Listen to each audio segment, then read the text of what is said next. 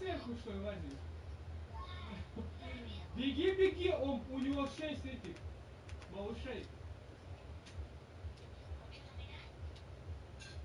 Я понял, когда убегаю, у тебя сейчас зона начнется скоро. Ты что творишься? Беги на дальний рез. Ой, бля. Давай, давай, давай, еще выстрел. Ой, бля. Есть скинченый.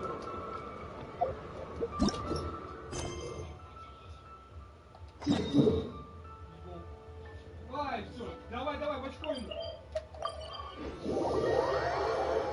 Беги, беги, беги, беги, Форест, беги. Все, Фореста нету. Ныкайся и лутайся там.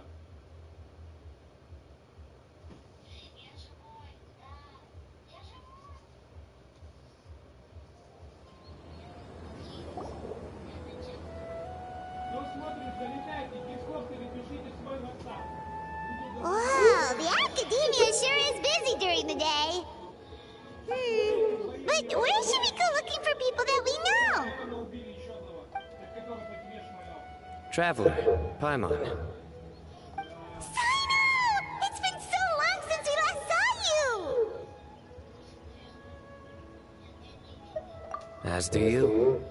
You don't seem weary at all from your travels. If anything, you seem stronger. So, what brings you back here? Oh, nothing in particular.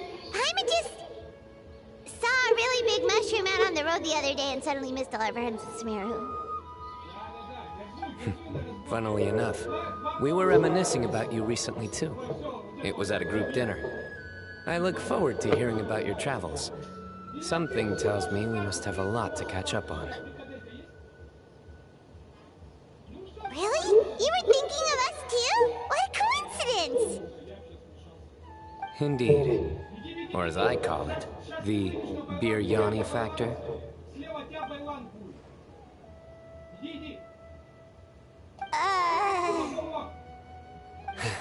You really want me to say the rest? Okay. It's always rice to meet Stu again.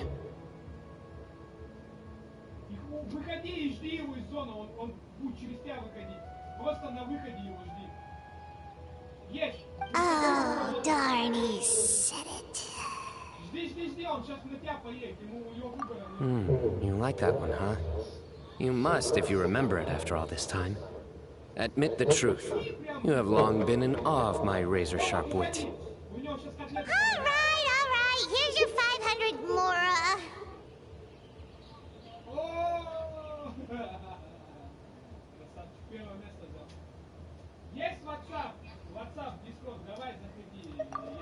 Heimat's never making a bet again. Heimat really thought Sino would be able to hold back on the jokes. They say people can change, but maybe that's just wishful thinking. Ah, so this was technically my fault. In that case, I'll treat you to some sweets later. Anyway, I'm actually investigating a case right now. My mind is focused on work, which is why I didn't complete the joke at first. A case? What happened? Nothing major. But after finding out who was involved, I decided, on reflection, to handle this one myself. Need any help? We only came here to hang out, so we've got the time. You may as well take us with you, and then when you're done, we can, you know... Such enthusiasm. Are you worried I'll forget about treating you to some sweets if you're not around to remind me? What? No! Alright, was it really that obvious? Obvious enough. Still, it's a fine idea. You are the heroes of Sumeru. It makes perfect sense to work together. All right, follow me.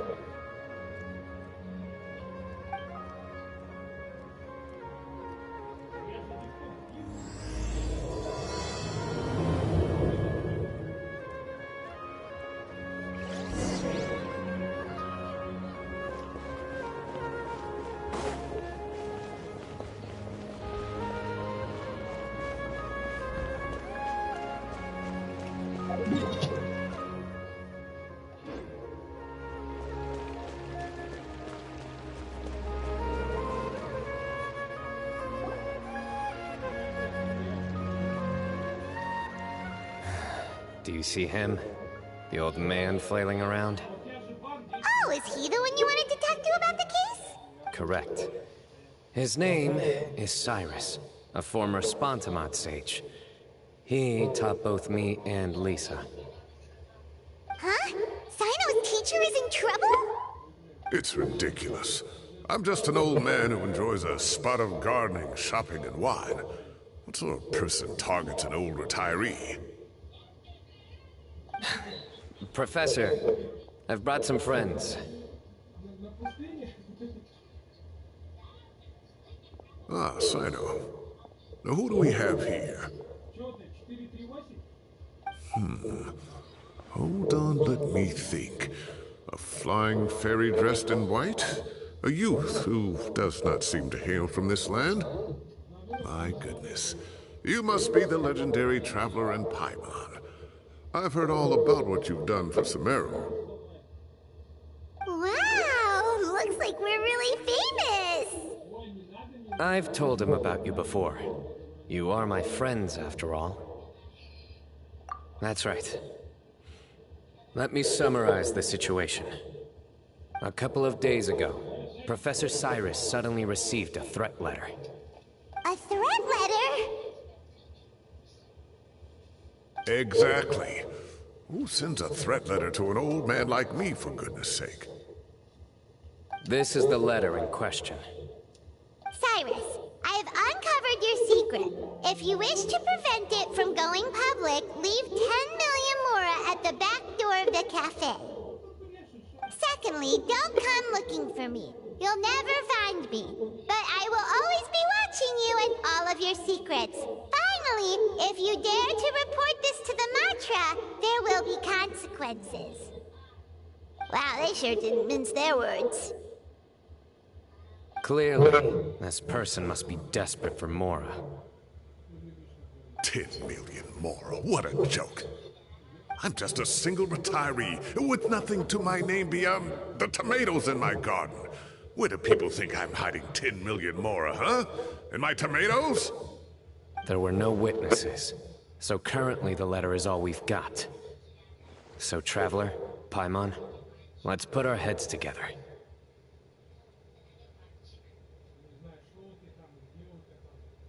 Paimon's ready too. All right, take a look. Do you see anything suspicious?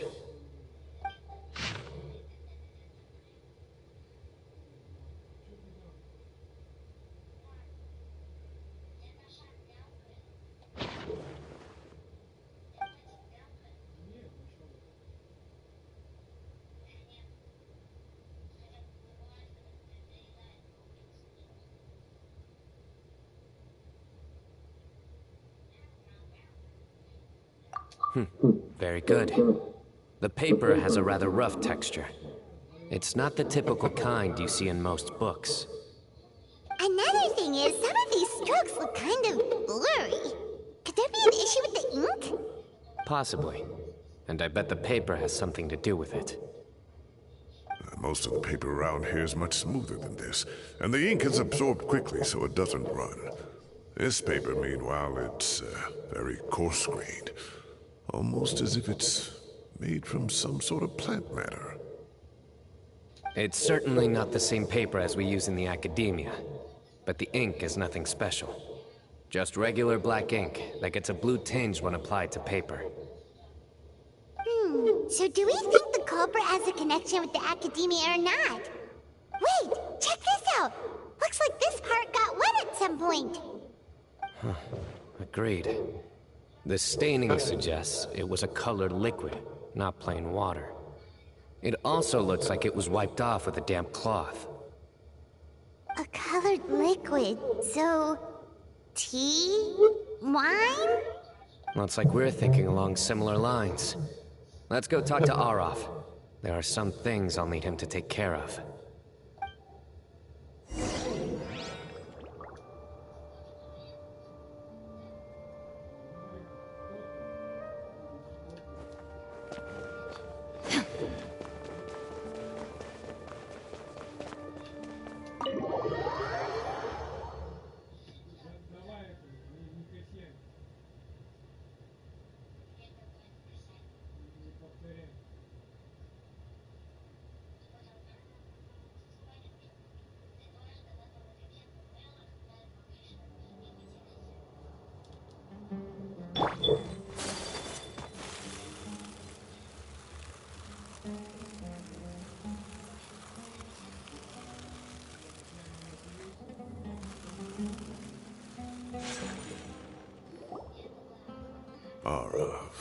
Arav.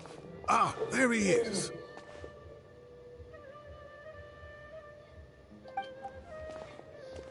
Mahamatra Sino. Sir Cyrus. Ah, and the Traveler and Paimon. It's been a while.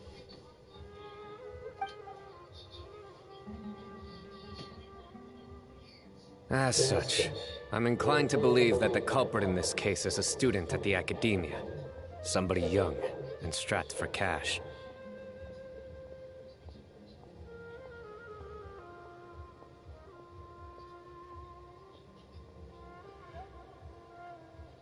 Oh, one last thing. I'd start... Oh, of course! You think the culprit spilled their coffee on the letter, huh? They do look like coffee stains to me. Also, if I'm not mistaken, the letter is written on a type of scented paper that has aromatics added during the Ah, of course!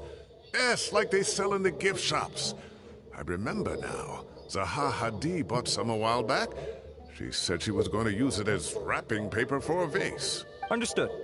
I'll assemble a team to investigate the points of interest immediately.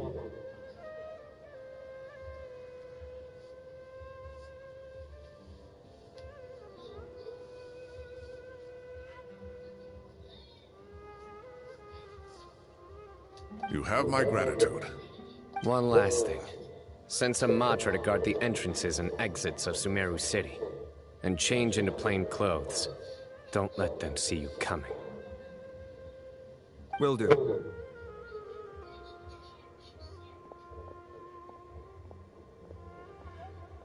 Great thinking, Sino. So, where do we think the culprit's at right now? Yeah, they've probably been lying low at home waiting to see how Cyrus reacts. You're right, Paimon. Really? Which part? The culprit's approach. Whatever happens, they need this Mora. But just because they warned Professor Cyrus not to go to the Matra, doesn't mean they know what he'll do next. So, like you said, and crucially, the culprit said they'd be watching the Professor's every move. Huh? Wait, are you saying...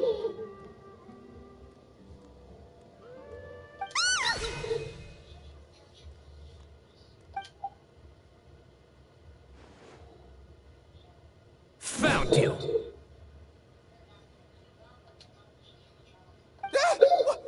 What are you doing? You wrote the threat letter! I don't know what you're talking about. What threat letter? I sensed someone was watching us from the shadows the moment we entered the House of Dana. You managed to stay relatively well hidden for someone reckless enough to threaten Professor Cyrus. There are a lot of people here, but we were looking specifically for Arav. Whoever followed us the whole way was likely to be the culprit. I was just listening in, that's all. You know something big's going down when Mahamatra Sino shows up, right? So I got a little curious. What's the big deal? You smiled when Arav left. I saw it as clear as day.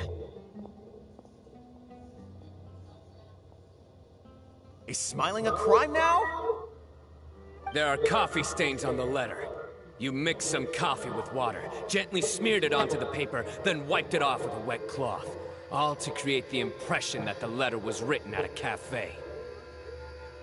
Closing off the exits to the city doesn't affect you, because you already live here. And as long as the Matra were focused on the cafes, you would be free from scrutiny.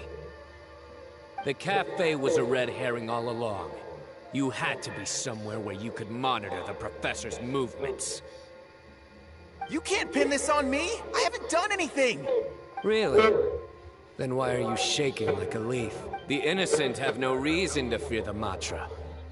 But you... Your heart's racing, and your eyelids are twitching. You're a terrible liar. I would never... Don't try anything or you'll pay the price. Now come with me.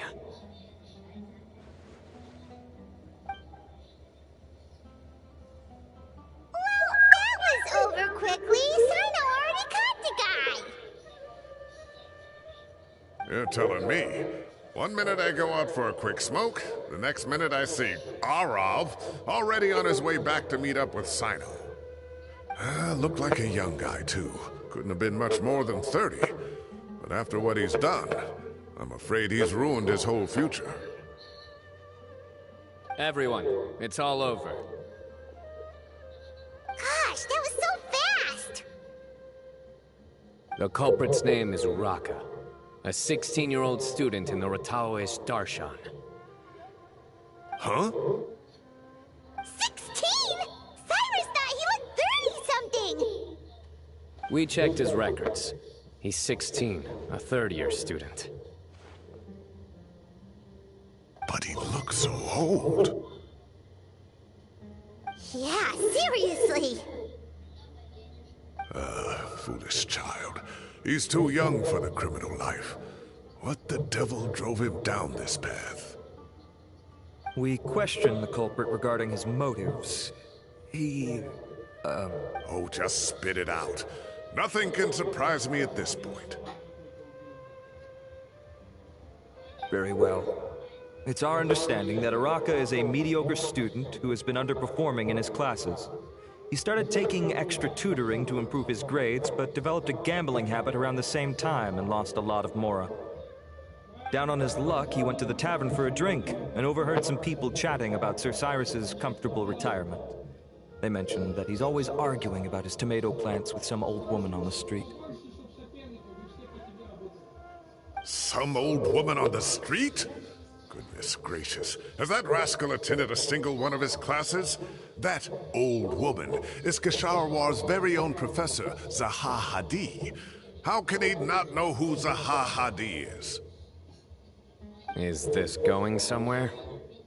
Oh, right, yes. So another thing. We don't just argue about tomato plants. And what are they trying to insinuate by comfortable retirement? A man grows a few vegetables and suddenly he's living a life of luxury? Maybe it's more the fact that you have the time to grow vegetables in the first place. Araka mentioned he'd heard a rumor, alleging that Sir Cyrus illegally obtained a large sum of money from the desert before retiring, and kept it for himself instead of reporting it to the academia.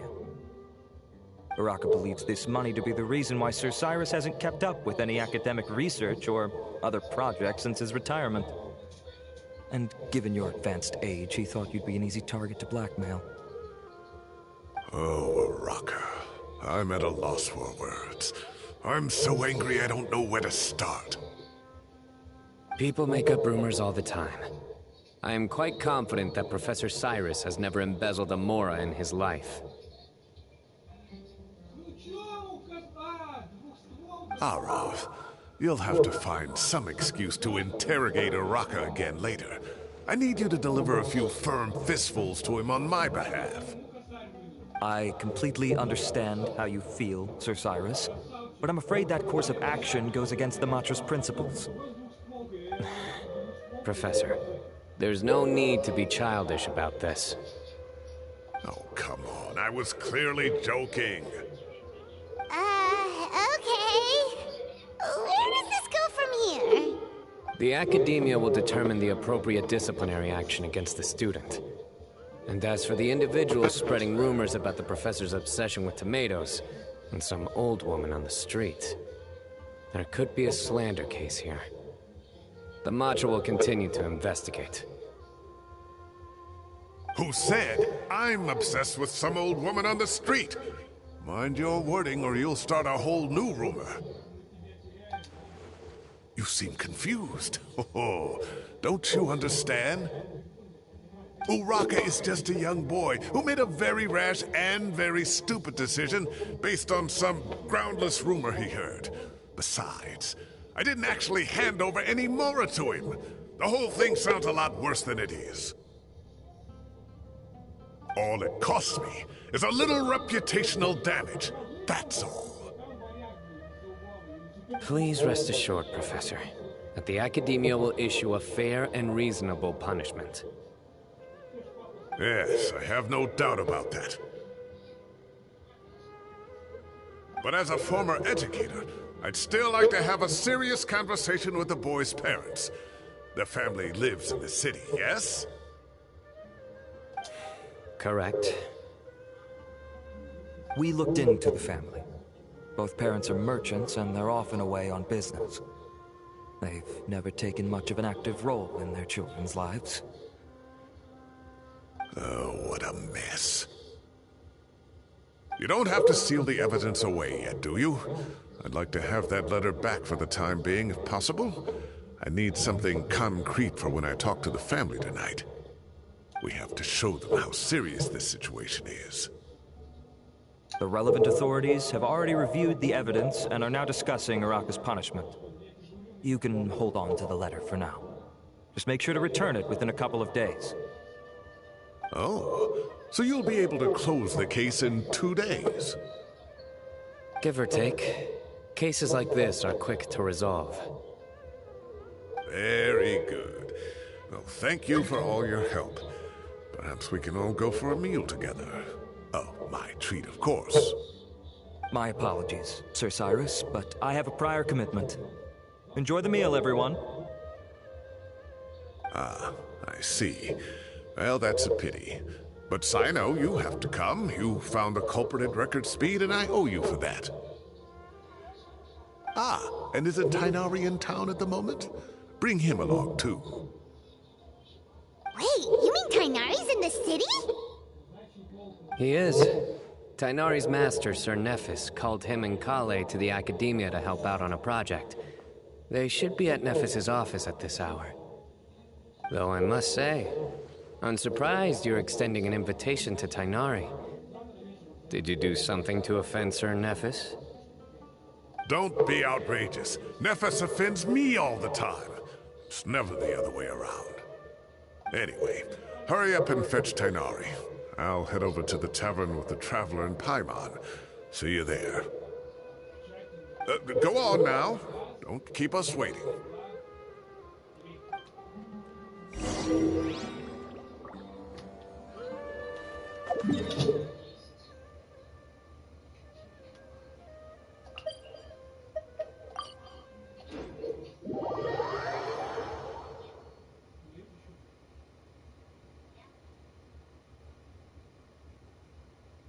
Нам может 6 человек присоединиться из моего боя. Железная дорога посередине. 4 алтеки, 9 листов.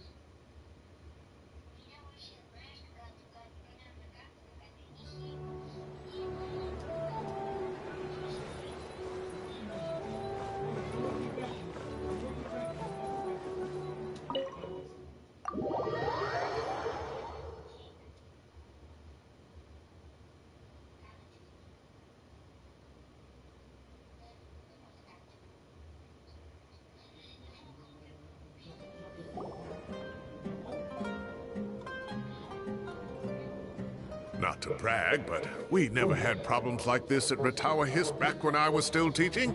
And if you don't want to take my word for it, you can ask them. They were students at the time. They'll tell you what it was like, won't they? I was out in the forest at least 4 days a week back then, thanks to a colossal workload from Master. It wrought havoc on my poor tail, so I didn't exactly keep up to date with what was going on at the Academia. Most of what I know, I heard from Sino after the fact. Professor's become a lot more laid back in his retirement. He used to be far stricter, and was especially known for being extremely principled. Wow. It's hard enough to stay true to your principles as a normal person. I can't imagine doing that as a sage. It's a pity Kale wasn't around at the time. I would have happily taken her on as a student. And then we'd have one more person who has to address Lisa as upper-class woman. Really? Can't you just call her Lisa? She seems to prefer it when people treat her like an older sister. Oh, believe me, back when she was a student, nothing made her happier than the younger students acknowledging her seniority. Whoa, more food? Are you sure about this? We don't want to take advantage. Oh, don't worry about it. Order whatever you like. And if it's not enough, order some more. After all your help today, treating you to dinner is the least I can do. I thought I heard some familiar voices. Ah, and Sir Cyrus is here as well. Oh, Kave, it's been a while. Zahahadi was talking about you last month. How have you been? I've been all right, thank you. You're looking very well, sir. I'm glad to see it. Have you eaten yet? Care to join us? That's awfully kind of you, but I had a late lunch, so I'm not really hungry just yet. I'll have dinner a little bit later tonight. I just came to Lombard's to buy some wine, and when I heard some voices I recognized, I thought I'd come and say hello. So what's the occasion, anyway? Some sort of celebration? Consolation, more like. You wouldn't believe the day I've had.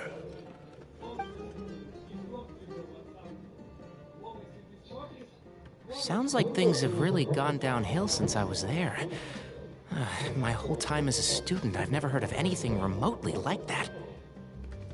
I can't believe how young the guy is. What are his parents going to think? Young people are always more susceptible to making rash and ill-advised decisions. Their minds are still developing. It's just an unfortunate fact of life. But still, this boy has some nerve. Just look at what he wrote. Oh, it makes my... Wow, yeah. Jeez.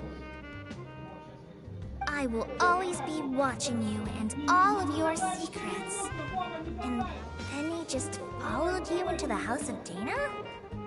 If this were my son, oh, he'd get the scolding of a lifetime.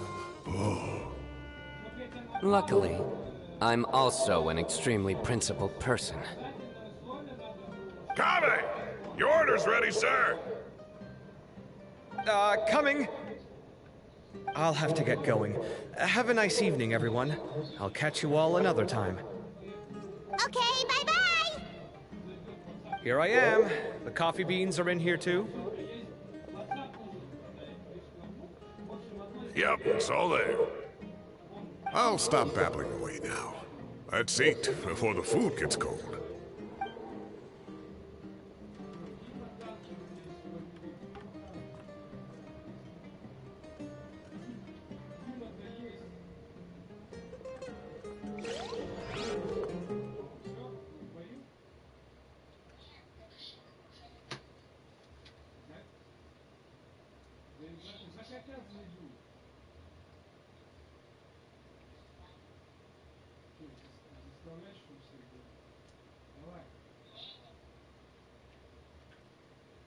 Раз, два, три. Люди, обязательные условия. WhatsApp либо Discord. Это одно из обязательных условий. Плюс еще подписаться на Oh, too tasty. Paimon's belly is about to explode. Oh, mine too. I'll have to walk home to burn some of it off. Thanks for dinner, Sir Cyrus. Master Tainari and I will bring you some homemade herbal tea next time. It'll do wonders for your sleep. Well, I look forward to that. In fact, could I trouble you to bring a little extra for the other old folks on my street? I'll be the... No problem at all. I'll pack some up and bring it over.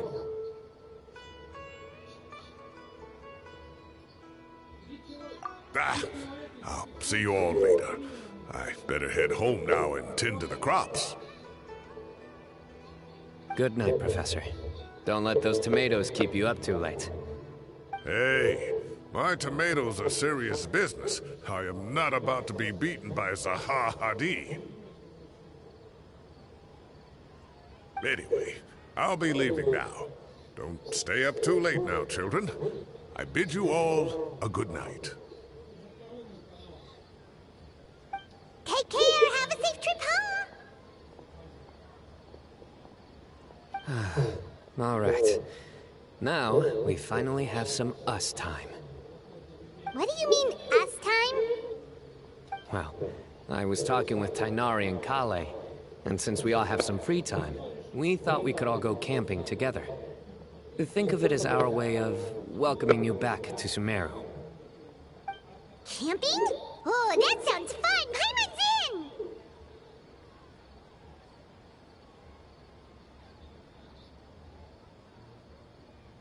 in! Right? It's been so long since we did something fun together. I can't wait! Everyone, let's meet tomorrow afternoon at the riverbank to the southeast of Gandharvaville. No need to bring anything. We've already packed everything for the trip. Just bring your delightful selves and prepare to have some fun. You got it! We'll be there! Great. Then we'll see you tomorrow.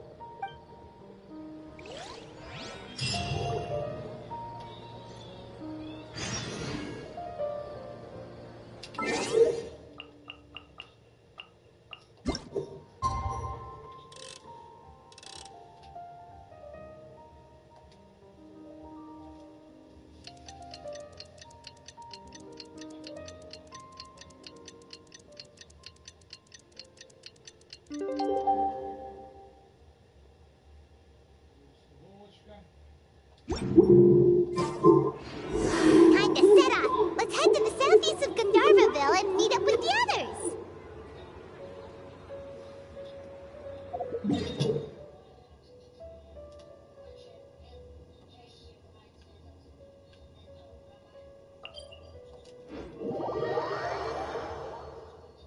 Блядь, они оба, блядь, покусят, сука.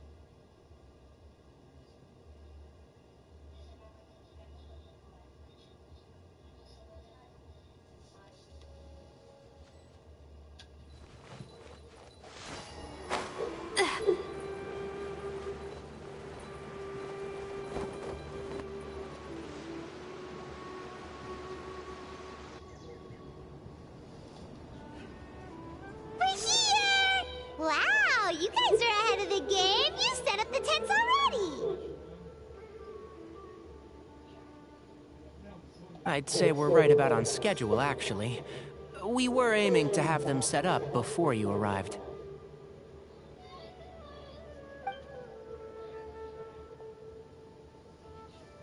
Traveler, Paimon, let's go fishing together. Whatever we catch, we can grill for dinner tonight. You got it! Dinner's on us tonight!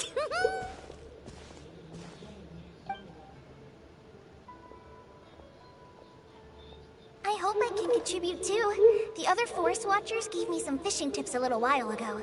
I'm really looking forward to giving them a try.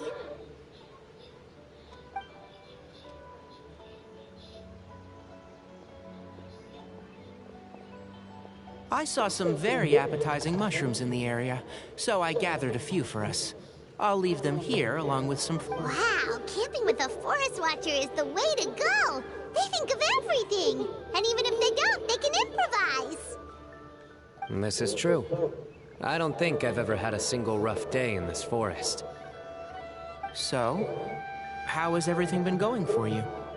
Well, there's been some high points and low points, but we've had some unforgettable experiences along the way. I see. Oh, in that case, you should try a valberry. I bought some from the market this morning. A valuable suggestion. Just don't bury your feelings using food.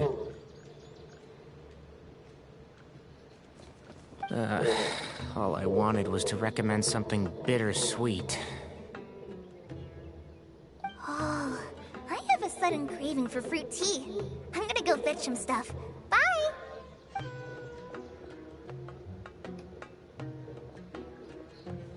She sure made a run for it. Unbelievable! She made a run for it! So Kale chose the path of tactical retreat. Could it be she foresaw what shall soon come to pass? My dear friend, you know what I am about to say. Oh, drat. A flat-out rejection. But this isn't over. It's only a matter of time before I challenge you again. So be ready. Ugh, this guy. Somebody make it stop.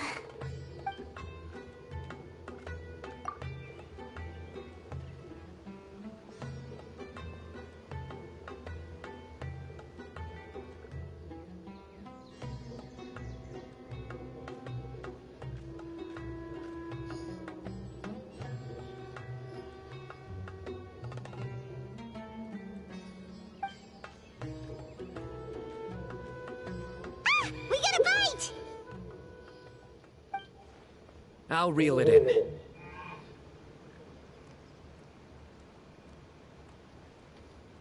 Firewood, spices, snacks, and drinks. Everything's ready. Once Kale gets back, we can light up the fire and start grilling.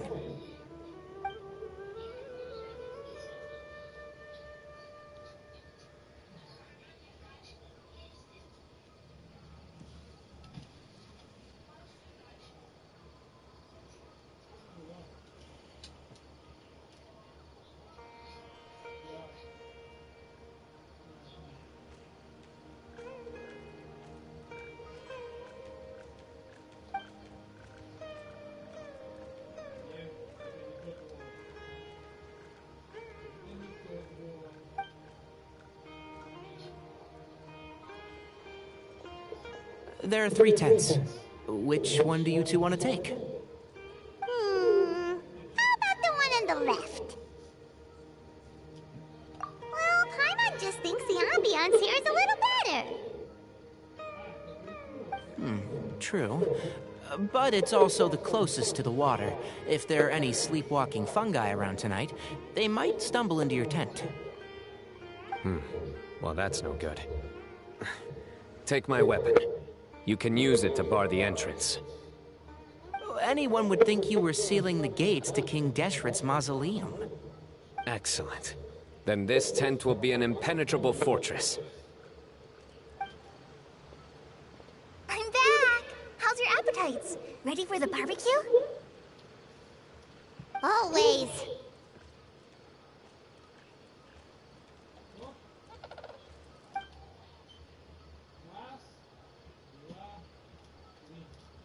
Oh, it smells so good. Paimon's drooling. Someone sure is desperate to eat. I think it's time to add the seasoning. How do you like your skewers? Well done? Medium? Rare? Wait, what? Isn't that just for steaks? Hey, if it works for steak, maybe it works for other things too. Medium well for me. Okay, these are about ready now then. It'll be a few more minutes for anyone who wants theirs well done.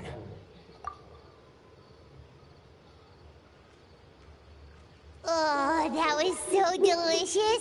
If Paimon's stomach had space, she'd eat 3 more skewers.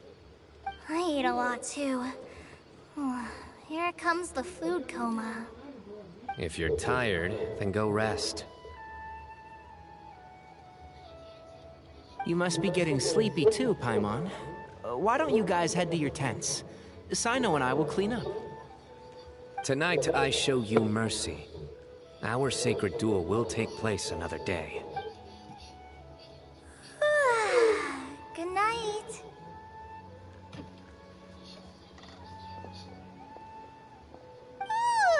Paimon's struggling to keep her eyes open.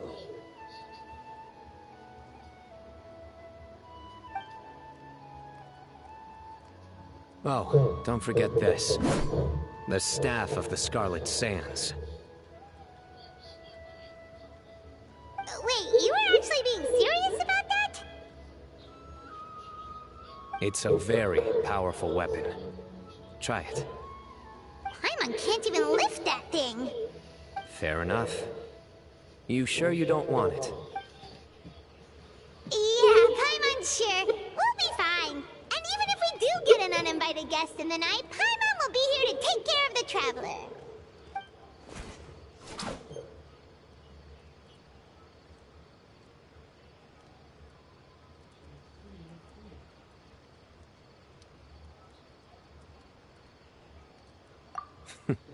That reminds me of a parting king of invocations. I'll tell you about it tomorrow. But right now, it's time to rest. Sleep well and sweet dreams.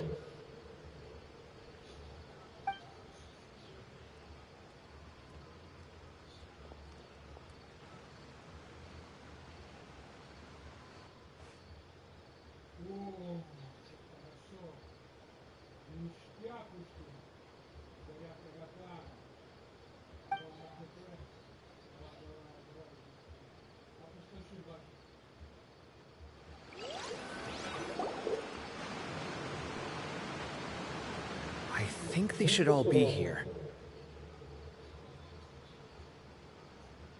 Traveler? Paimon? Are you in there? Could you come outside for a sec? Look at this. What the? What's this sword doing here? Is it supposed to keep out intruders?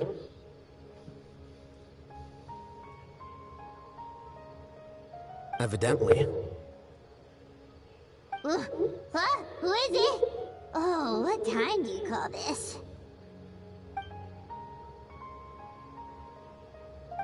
Paimon's gonna take out the sword. Yeah!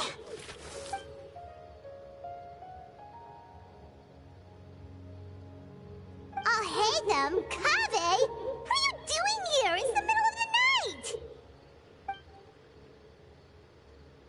Sorry to wake you up at this hour of the night, but we've got a situation on our hands. Let's get dressed and talk about it outside.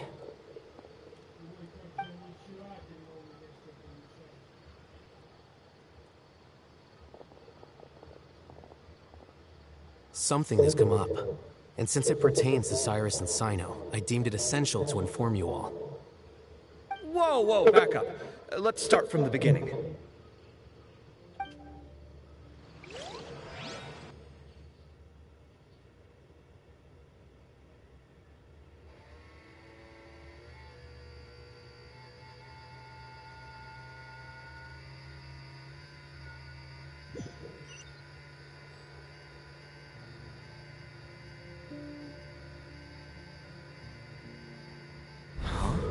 Where'd the wine cups go?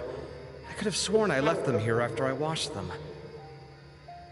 Ah, there they are. I'll have a cup too. Can you see if the cookies are still on the table?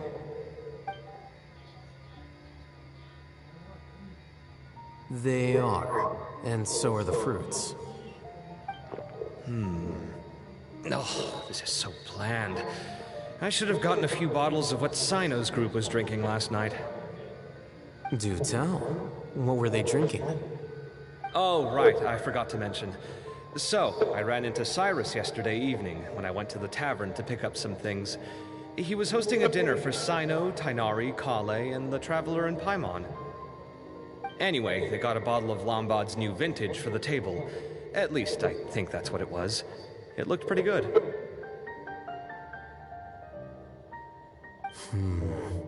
Sounds like they're all tangled up in this. You know what it's about, right? 16-year-old kid tried to extort Cyrus. He was asking for 10 million mora.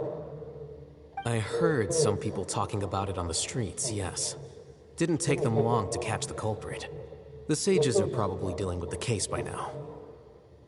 I wonder what Sir Nephis and the others will make of it. Oh, Cyrus showed me the extortion letter, too. It was crudely written, but the paper had this beautiful pattern on it that I've never seen before. It really caught my eye. Give me a sec, I'll sketch it out for you.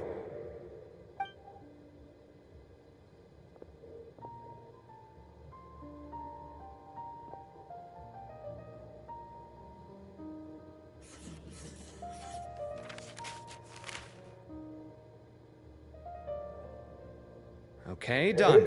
Take a look. You see what I mean? I don't think I've ever seen writing paper like this around before. God knows where the culprit got it from. Interesting. These are all motifs associated with the tribes of the desert. What? Really? Take this, for instance. Looks like an outline of a spire, similar to the kind found on some ancient palaces. And the crisscrossing and mirroring here, I recognize that too. It bears a striking resemblance to an ancient emblem, one that hasn't been used in a very long time. Whose emblem is it? It's the emblem of the Temple of Silence.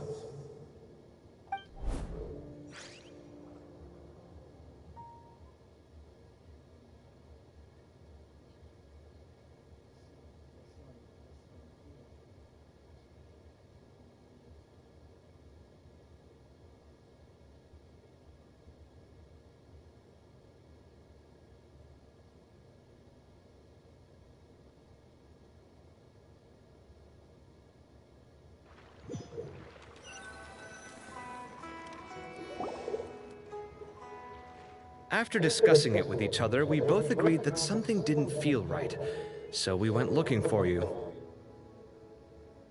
This was a long way to come from the city. Alhaitham figured you were probably with Tainari, so Gandharvaville was our first stop. But the Forest Watchers told us that you'd gone camping.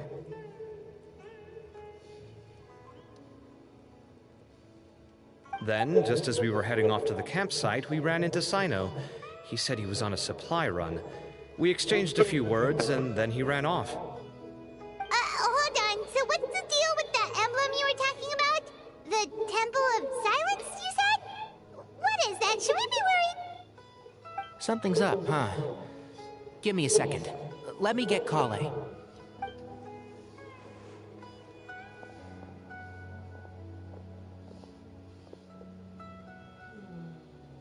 So you've never heard of the Temple of Silence? Well, to put it simply, it's an organization that has existed in Sumeru for over 1,000 years. These days, you can find a Temple of Silence office in the academia. Theoretically, it's responsible for the custody and disposal of information and documents not fit for public dissemination.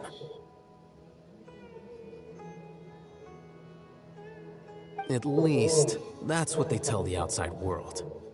In truth, it's essentially a vestigial institution nowadays. There's an office with their name on it, but it's functionally obsolete.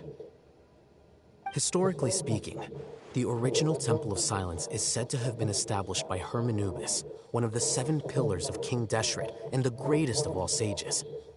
Most of the organization's members hailed from the desert. By contrast, none of the Academia Temple's current members are from the desert region, nor do they use any symbols connected with the desert folk. So the Temple of Silence at the Academia is just a fake? Wow. It's possible.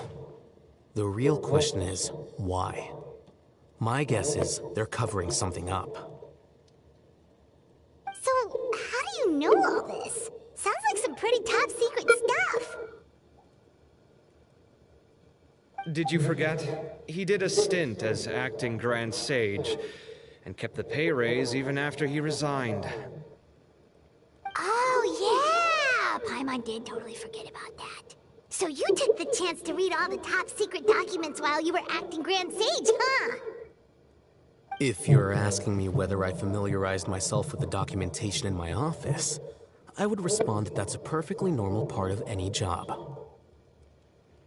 So much about this doesn't make sense.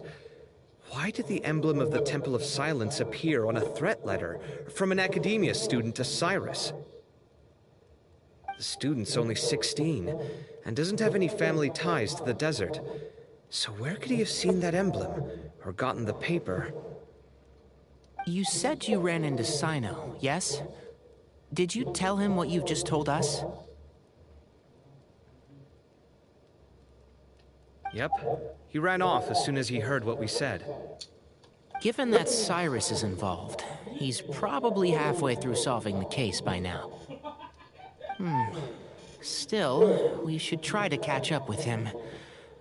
At this hour of the night, Sino will probably go looking for Cyrus at his current residence. If the Academia's Temple of Silence really does exist just to cover up the truth, the sudden appearance of this emblem can't be good, and sure to stir up trouble. We should pay a visit to the Academia. Yes. As the Sage of Amorta, my master ought to know the truth about their office. You can ask him to tell you what he knows. The more information we have, the better prepared we'll be for whatever happens there. If this situation is connected to the real Temple of Silence, the emblem has to be part of a bigger conspiracy.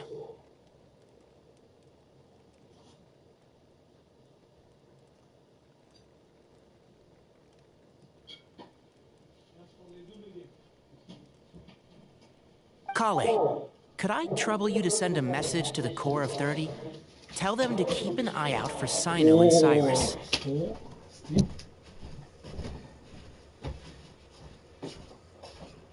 Traveler, Paimon, you two come with me. We'll go after Sino. Sounds like a plan. Let's go. Cyrus has been living in the city lately. He rented a place near the field so he can keep an eye on his tomato plants. Then let's go look for him there.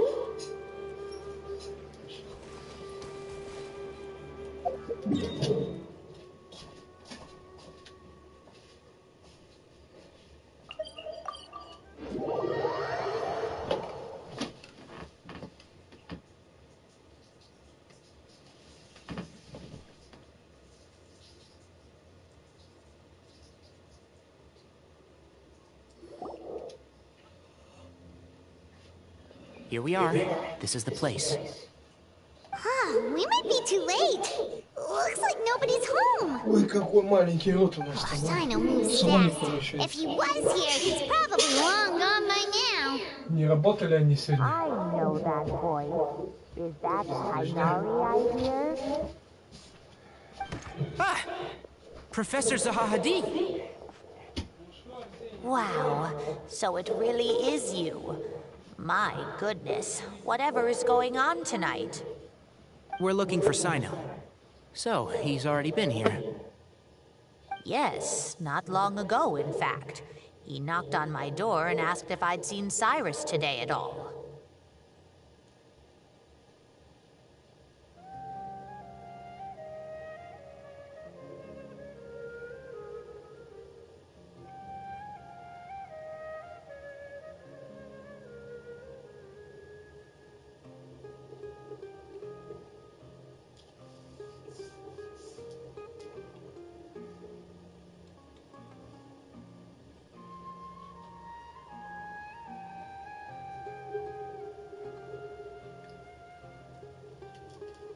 I told him the old fool left early this morning, and I hadn't heard him come back. So we went to his place, and would you believe it? He's gone. Goodness knows where to.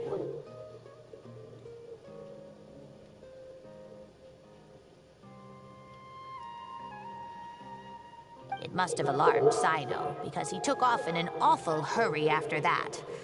He never did explain what this was all about. How serious is it? Well, if Cyrus isn't at home... Oh, it sure doesn't sound good. Professor, did you hear that a student recently tried to extort Cyrus? Why, yes. When I left the house that day, I noticed he was watering his flowers in the field in complete silence. He had a piece of paper clutched in his hand, and he looked lost in thought. I could tell something was troubling him, but he wouldn't tell me what it was. If Sino hadn't happened to visit him that day, he'd probably still be holding on to that thing. After seeing the letter, Sino told him to contact the Core of 30, but Cyrus was very reluctant. He claimed it would only damage his reputation. Eventually, he relented, after much persuasion from Sino. Huh? Cyrus didn't want to report it? Well, that's strange. When we saw him, he seemed pretty okay with the idea of the kid getting his just desserts. As a former sage, it's possible Cyrus still has enemies at the Academia. That's why Sino was so insistent that he report the matter to the authorities. I was there while they were going back and forth over it. So Cyrus initially hoped to stop this from going public. But why?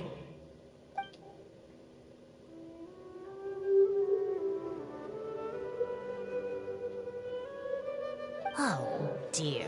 What on earth has that old fool gotten himself wrapped up in? Oh, I do hope he's not in danger. Oh, I almost forgot. Sino left me this letter to pass on to you. He wrote it when he came by earlier. He realized you might come looking for him. Thank you. What does it say? Let Paimon take a look.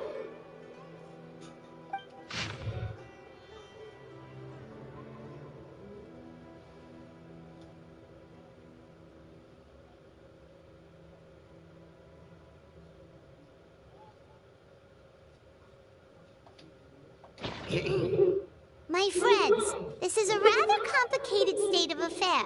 Unfortunately, I cannot disclose more than that. I ask you to understand and accept that I had to act alone at this stage. Don't come after me.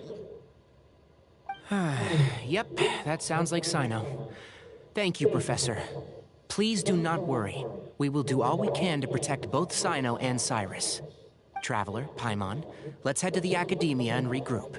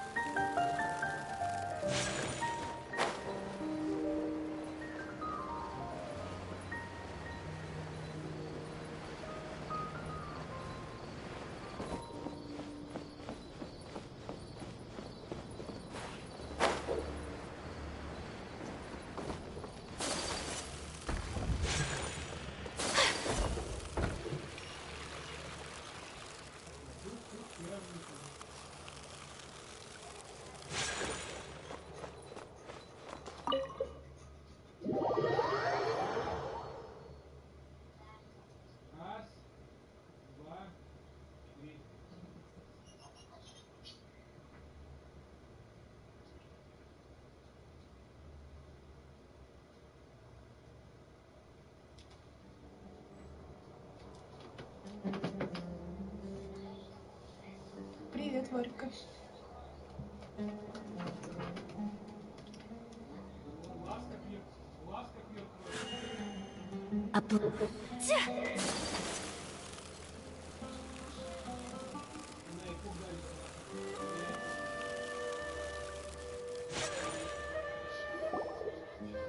You're here?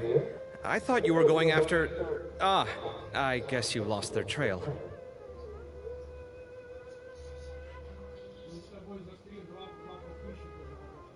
We went to Cyrus's house. No one was there. Sino got there before us, but he was long gone by the time we arrived.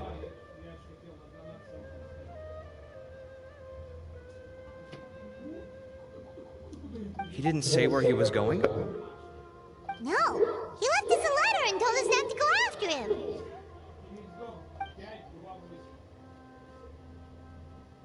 Can't say I'm surprised.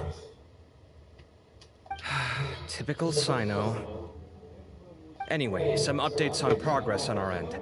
I drew the emblem from memory again, but in more detail this time.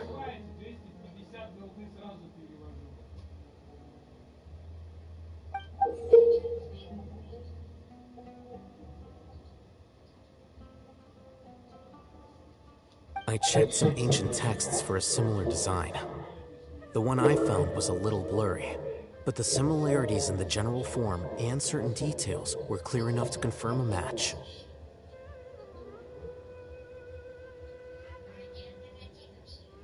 Yeah, and we're lucky we found anything at all. It turns out the emblem was all but lost to history. We scoured the entire Academia collection, and that book was the only one with a record of the motif. Meanwhile, Arav managed to get Uraka to disclose his source.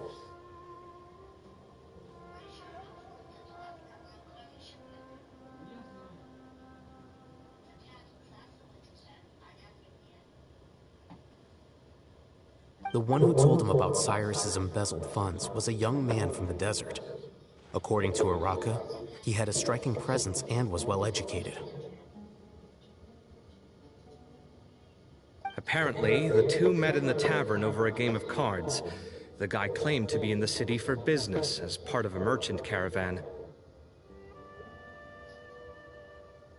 Uraka was intrigued when he heard what his new acquaintance had to say, and brought up the idea of extorting Cyrus for Mora. The guy encouraged him to go ahead with it, then handed him some pen and paper to write the letter. I see. So it could be that this person planted the paper intentionally. So, how do we find this guy? Did Uraka say where he is? He doesn't know. He claims not to have seen him since that day in the tavern. The man gave him some tips on how to carry out the extortion, but from then on, Uraka was acting alone.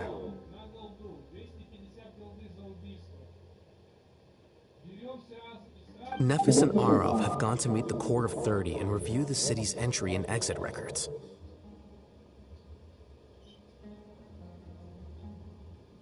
Also, Nephis admitted that the Temple of Silence in the Academia is just a facade.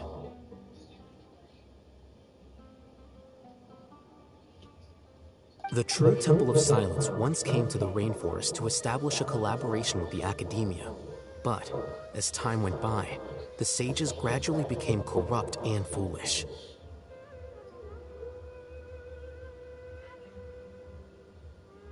The Temple of Silence felt that they could no longer trust the Academia and ended the partnership. They retreated back to the desert about 400 years ago. Ever since its inception, the Temple of Silence has been the guardians of King Deshret's civilization and belief system. They traveled throughout Sumeru, sequestering and guarding any wisdom that posed a threat to the people's livelihoods.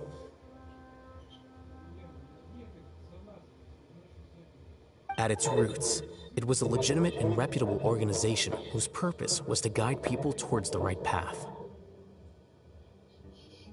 The Academia of the day knew that the split would damage their reputation if it became a matter of public knowledge. And so, they set up a dummy organization of their own to conceal the truth. Not only that, but they managed to keep up the charade for hundreds of years! So how did Cyrus become acquainted with the true Temple of Silence if they left centuries ago? I'll bet that's the question that bothered Sino. Probably why he went after him in such a rush. Whoever is behind this, getting Uraka to extort Cyrus was only the first step of the plan. Their true goal in doing so was for Cyrus to see the emblem on the letter. He must have recognized it right away. That'll be why he didn't want to involve the authorities. He probably hoped to take care of the whole thing by himself. Unfortunately for him, Sino had other plans. Since the desert is where the Temple of Silence originated, that is in all likelihood where Cyrus went. I have to go after him. Really? Are you sure that's a good idea, with how you respond to the heat? Why don't we send someone else? I should be fine, as long as I bring plenty of water. Besides, I just can't shake this ominous feeling that if we don't catch up to them soon... Everyone, I have news from the Corps of 30. Master! Oh, so that's Nafis, Tainari's master? Oh, we're finally getting to meet him in person. It's a pleasure to meet you, Traveler in Paimon. Several independent eyewitnesses have reported seeing Cyrus and Mahamatra Sino leaving the city at different times. Both were heading in the direction of Caravan Rebat. I was going to suggest that you join forces with the Corps of 30 in this case. However, as I'm sure you've already heard from Al-Haytham and Kaveh, the Temple of Silence is involved. The Academia has made a number of decisions throughout history that I am ashamed to talk about. It may well be that no better choice was available to them, but those actions are nonetheless a stain on our legacy. I won't attempt to make you understand the Academia's perspective. Now is the time for action. I understand where you're coming from, Master. But I'm afraid the situation might be more complicated than we thought. I think we need to keep a low profile, or risk making things worse. Good point. If Cyrus is involved with the other side, or worse, if he's fallen into their hands, and... Everyone, we have to get Cyrus and Sino back safely. We cannot afford to lose them.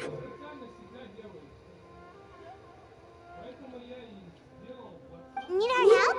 Whatever you need, we got you covered. Really? Wonderful. You have my most sincere gratitude. Arav and I will continue to follow up on the lead from Uraka. Kaveh, Scribe Al-Haytham, I'd like to ask you to cover the duties of the House of Dana. Tainari, you're planning to go into the desert, correct? I am. Kaveh, I'll be okay. You stay behind to help Master and Al-Haytham.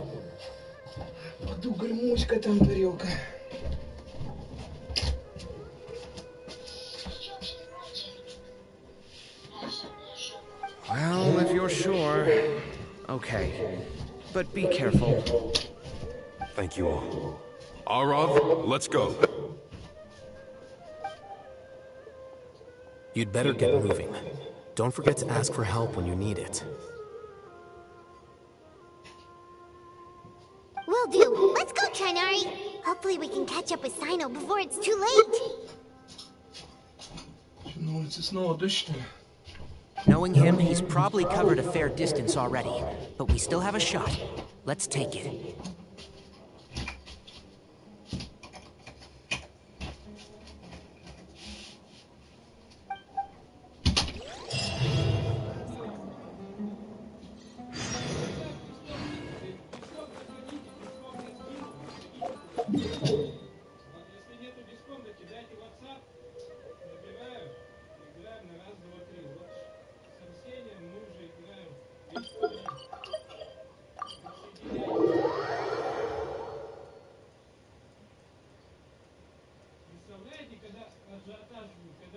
Мы все в один бой попадем, бой такой кипиш начнется.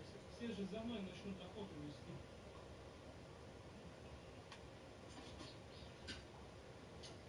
Так, сейчас буду видеть, телефон включу. Телефон там сразу не держу.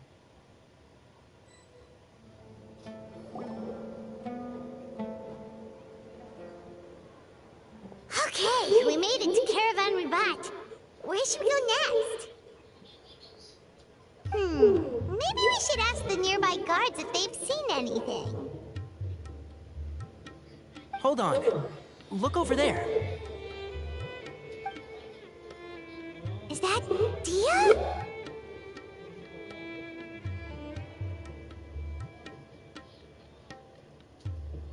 You sure you want to brave the desert alone? I mean, it's your choice at the end of the day, but still. It's not my first time. I'll be fine.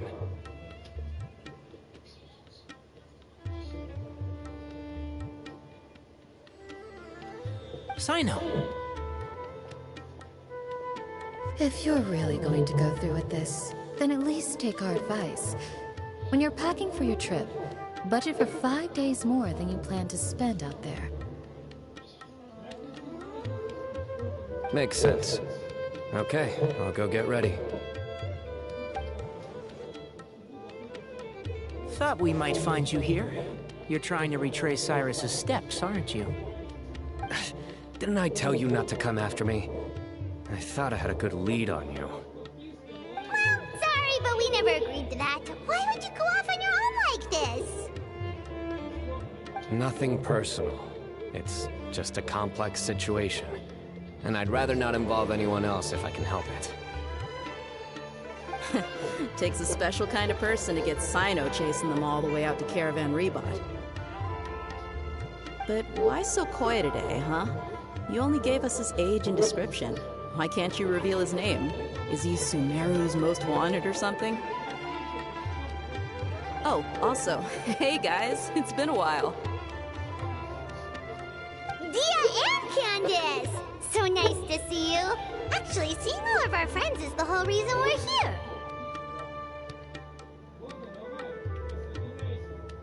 You're looking well. Glad to see it.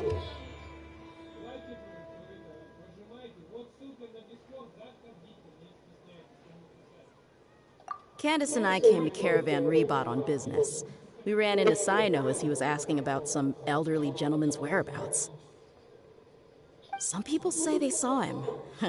Guess he stood out as an older guy heading into the desert alone with just a sumpter beast in tow and very few supplies. That's gotta be one heck of a story there. Sino, it's okay if you can't tell us anything about the case. But let us know how we can support you. We're here to help however you need. The more people we have working on this, the quicker we'll be able to find the person you seek. No, it's not that simple. If I'm right, he'll be doing everything he can to avoid us. We spoke with Zaha Hadid. From what she said, it's pretty clear that he wants to try and solve this on his own. It won't be easy trying to find him in the desert when he's deliberately trying to cover his tracks. Sounds like this is far more complex than we imagined. Still, if he started from Caravan Rebot, the chances are that his route took him past our village. You may as well ask if anyone there has seen him. My thanks to you both. Once this is resolved, I will find a way to repay you. Ah, come on. No need to get all serious. Just buy a round of drinks next time we're all in the city or something. That's a deal. All right, so, you all set? Yes, we'll handle it from here. Thank you again for your help. I don't take... All right, then we'll leave you to it. Just remember, if you change your mind and need some reinforcements, we'll be here. And don't think you'd be imposing. You can depend on us. Don't worry, we'll keep him out of trouble.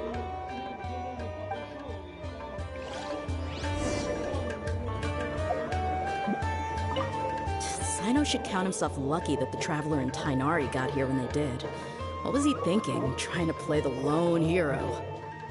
The desert tests the character of all who enter it, and only those with wisdom and courage shall prevail. But take heart. With his companions by his side, no harm will come to Sino.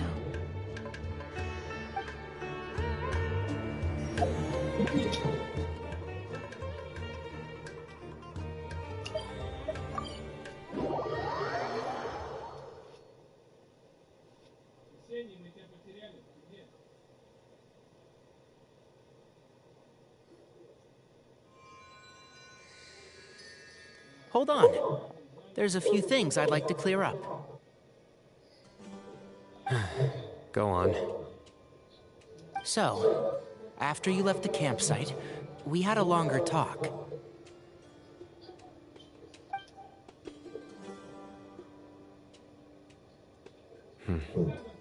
Clearly, we've only scratched the surface of the Temple of Silence question. It doesn't surprise me at all that the one in the academia is a fake.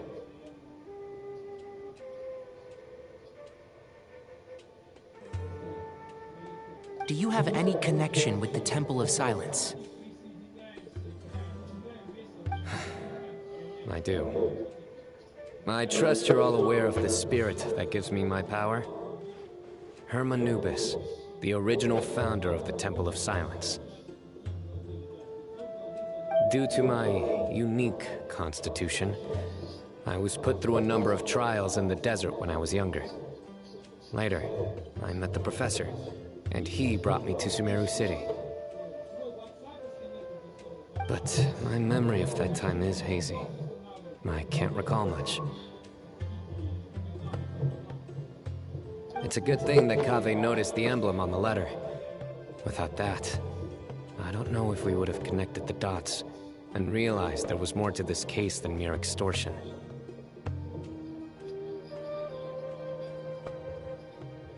I did not recognize that symbol at all. Whether that's because I've never seen it, or because my memory fails me, it's hard to say.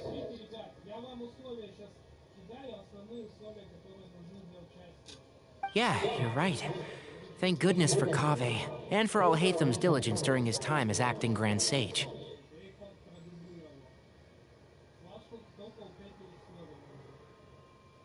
But Cyrus must have recognized it right away, right? Otherwise, he wouldn't have had any qualms about you reporting it. Oh, maybe his connection to the Temple of Silence goes even deeper than yours. I suspect so too. Professor has never once mentioned the Temple of Silence in conversation. And whenever the conversation turns to Hermanubis and the concept of spirit indwelling, he avoids going into any depth.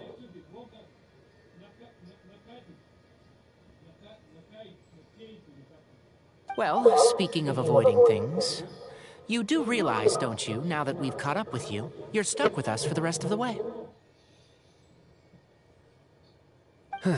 I am aware, and I have accepted it.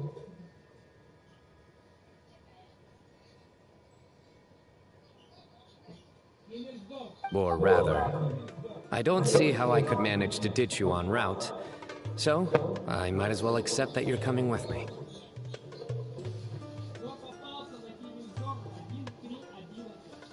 That's right. Fact is, we're coming with you whether you like it or not, so the best option now is to try to look out for each other. Ha! Fair enough.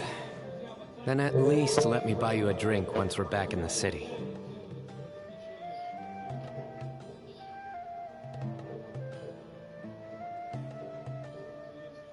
Works for me. All right, off we go. Let's start by seeing what the guards here can tell us.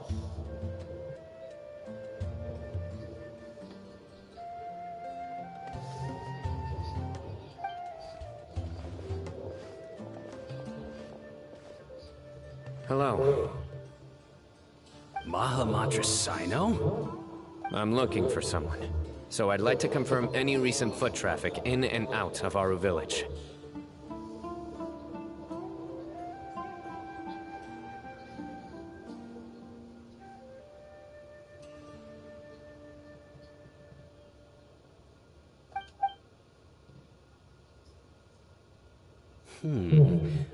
A man matching that description passed by Aru village not too long ago.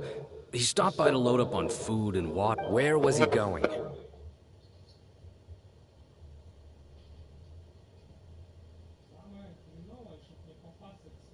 Let me think.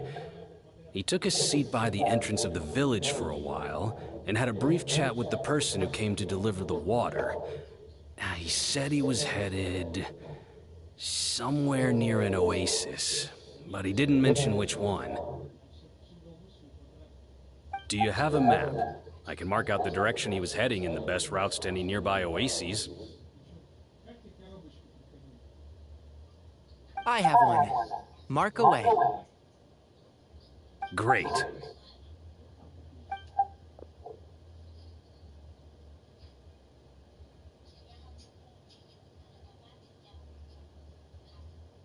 There you go.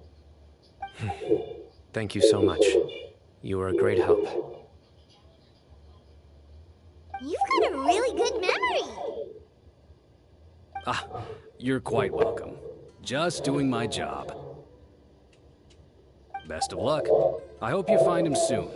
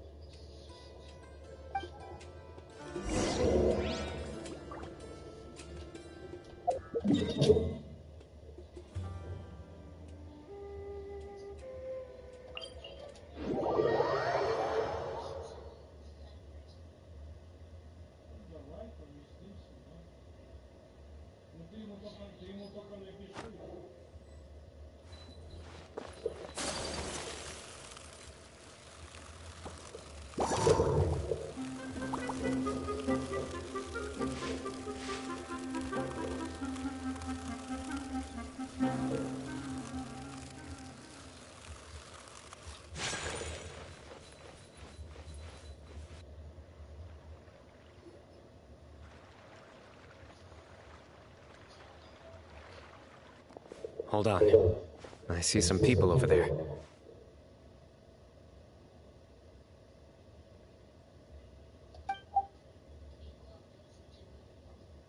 Do you think it's safe to ask them what they need? Should be. I'll go.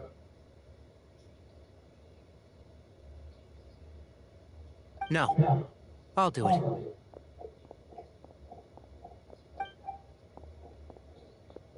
Huh? Why can't Sino go talk to them? What difference does it make? Given my background, appearance, and the way I dress, I might not be the most welcome visitor here. Just in case, it's probably better to let a more neutral party handle things.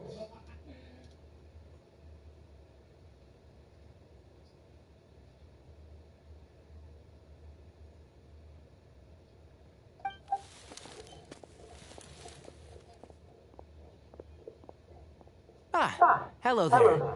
I hope I'm not interrupting. My friend and I are looking for an elderly man who's gone missing around these parts. Any chance I could ask you a couple of questions?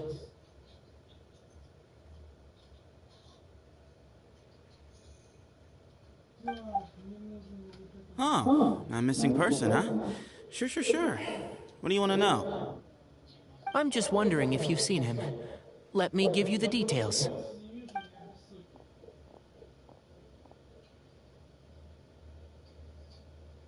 So, a silver-haired guy in a long robe, culture type with thoughtful eyes, and he's traveling alone. He'd stand out like a sore thumb around here. Yeah, sounds like the kind of guy we'd remember if we saw him. He's looking behind me.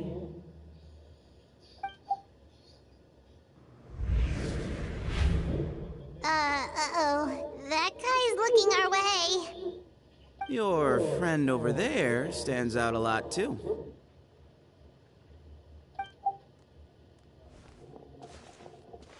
Hey, aren't you Sino, the General Mahamatra? Yes, that's me. You don't seem surprised that I recognized you. It wouldn't be the first time. Oh, you're the one looking for the old man who's gone missing, aren't you? I have a bad feeling about this guy. Someone's on edge. You don't trust me much, do you? No need to hide it. I understand why you're wary of us. Still, you came to us asking for help. Do you want it or not? I thought you were a group of merchants. Seems I was mistaken. Your henchmen don't look like much, but something tells me they put up a better fight than most mercenaries. Hey! Hear that, guys? You're my henchman now.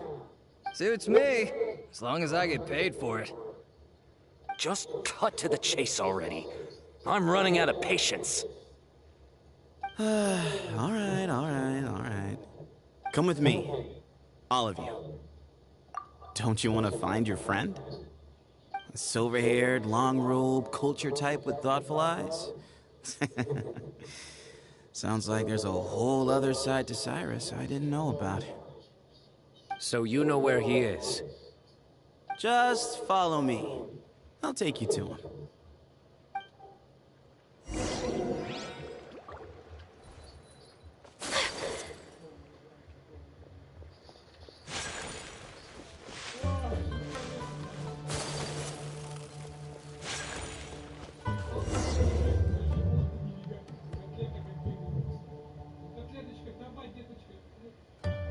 And here. What? Where are you looking? There's nothing here. Please step back. Ooh, something's coming out of the ground!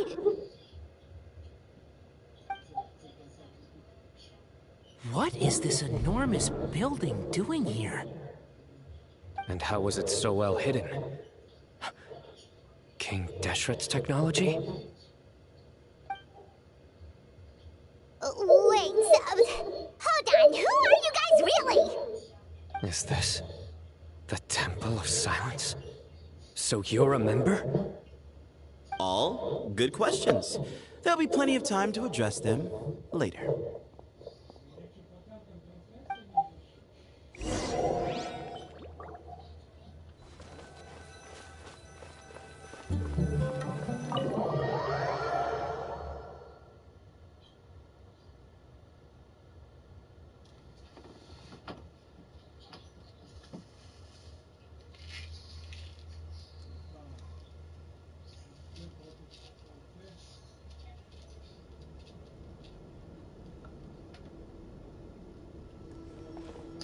This is not what Paimon was expecting to find in the desert, especially not hidden right next to an oasis.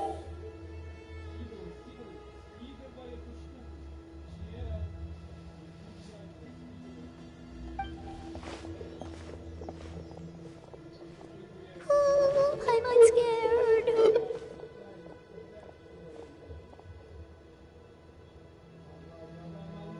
They must have kidnapped Cyrus. Do you think this is the guy Raka met in the tavern?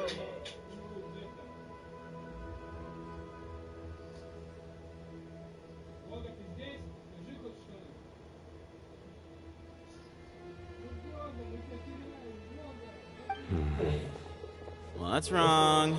Thinking about your professor? I just hope for your sake you haven't done anything you might regret. Me too.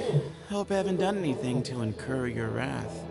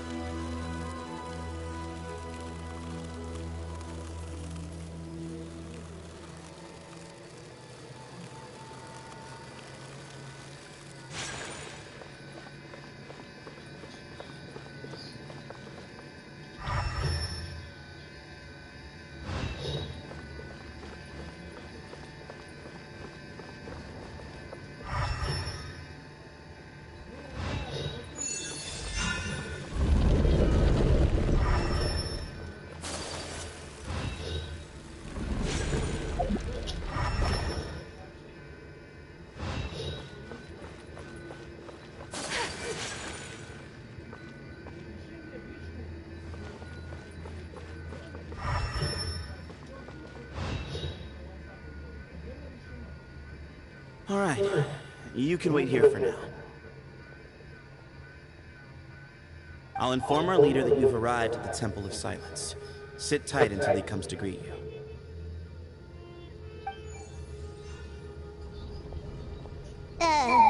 So he's just gonna leave us here unattended? Maybe we're not being kidnapped after all. They can't have been at the oasis by chance. They were waiting for us. Whoever the leader is here, they were obviously counting on us showing up. So this is the Temple of Silence. After leaving the rainforest, they hid themselves here?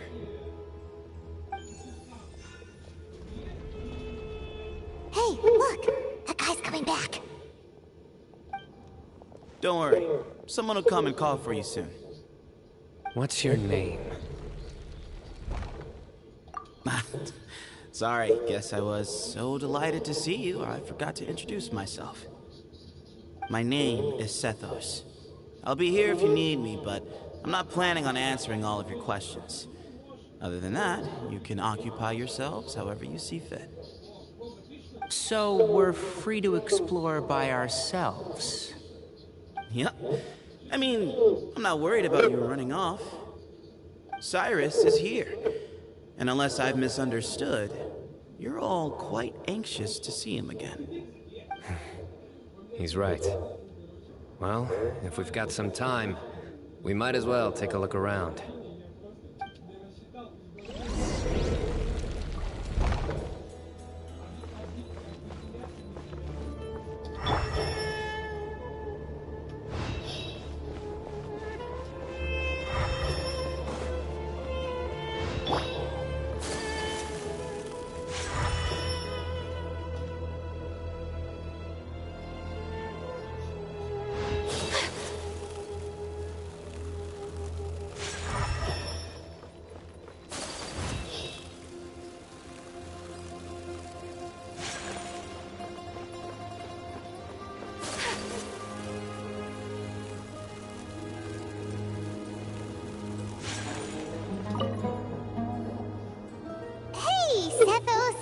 Have you got some time to chat? Sure. Although, I'm assuming by chat, you mean you have questions for me? I don't blame you. Anyone else would. Not often. The Temple of Silence is a place of quiet and solitude. We don't get too many visitors.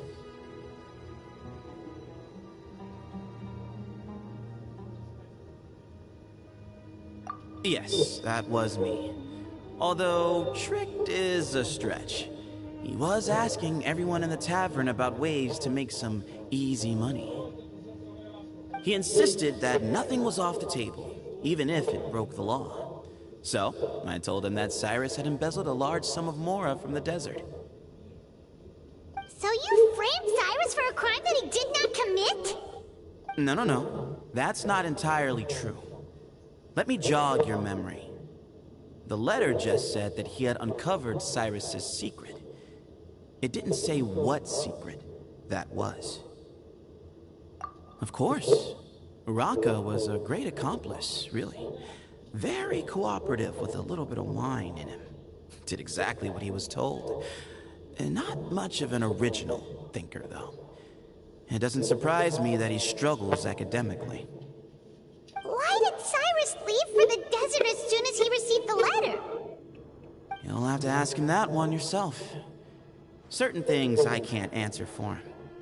I'm neither judging nor defending him. All you need to know is that he recognized our emblem, and it was his own choice to take the bait.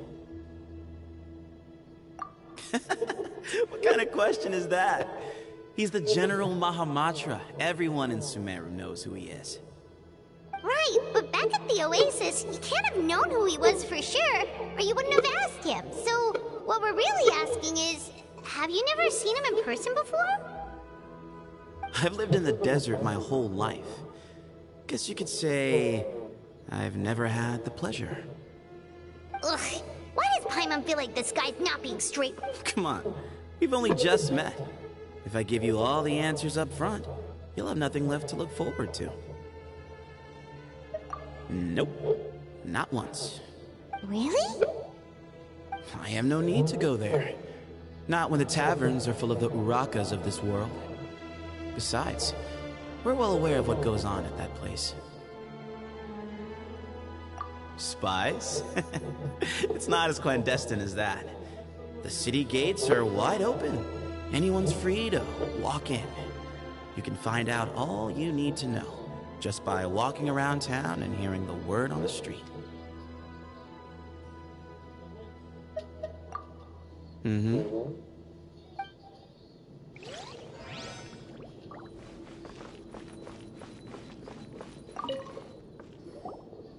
I never imagined that the true Temple of Silence would be hidden somewhere like this. We've passed through these parts before, but never noticed anything. That's King Deshret's technology for you, I guess. It borders on the miraculous. Amazing to think that it's been preserved intact all this time. We should be wary of our hosts. Still, at this point, we can be confident that the professor is safe and sound, so that's something.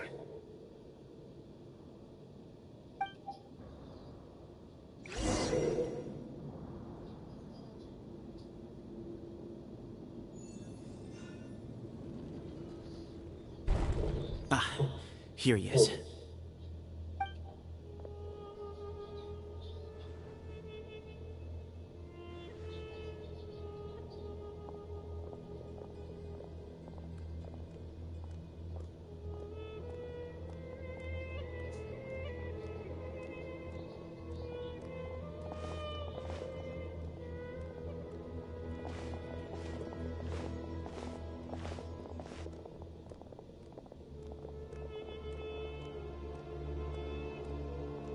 Grandfather, the person you wish to see is here. Well done, Sethos. Greetings, one and all. I am Ba Moon, the current leader of the Temple of Silence. I know why you are here, and I thank you for your patience. Bring him out.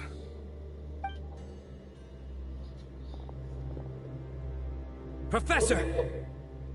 Cyrus, are you okay? Watch what you're doing! Oh, my apologies. We have no intention of causing you distress. But you must understand, Cyrus is of great importance to us. We had to find a way to bring him back to us. Cyrus owes me his life, and to the Temple of Silence, he owes a debt of gratitude. I let him go a long time ago, but now, the time has come to demand payment. I wanted to end my feud with this old bag of bones before you caught up with me. But you got here so quickly. Just leave, Sino.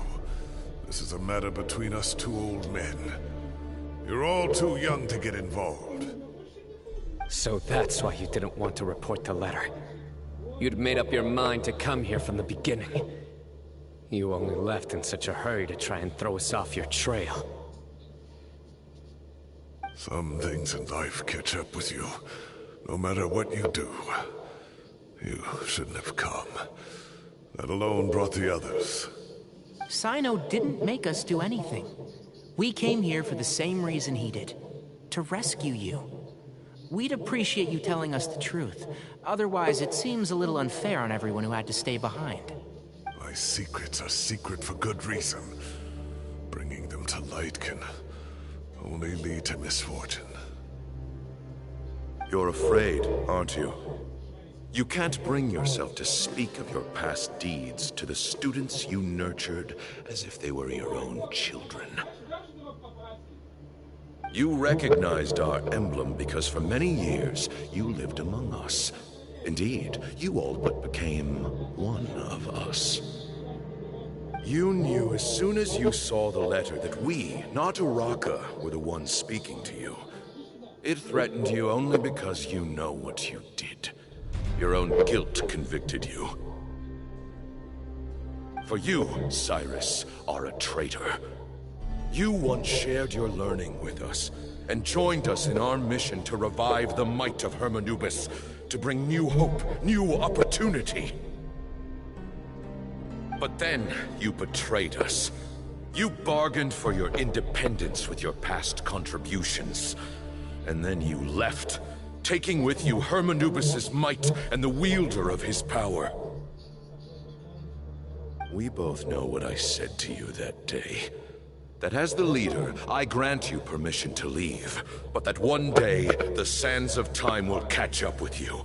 And when that day comes, you must pay the price you owe. You really know how to hold a grudge. Hermanubis' might? And the wielder of his power? Does he mean you? Professor, anything to say? The moon is right.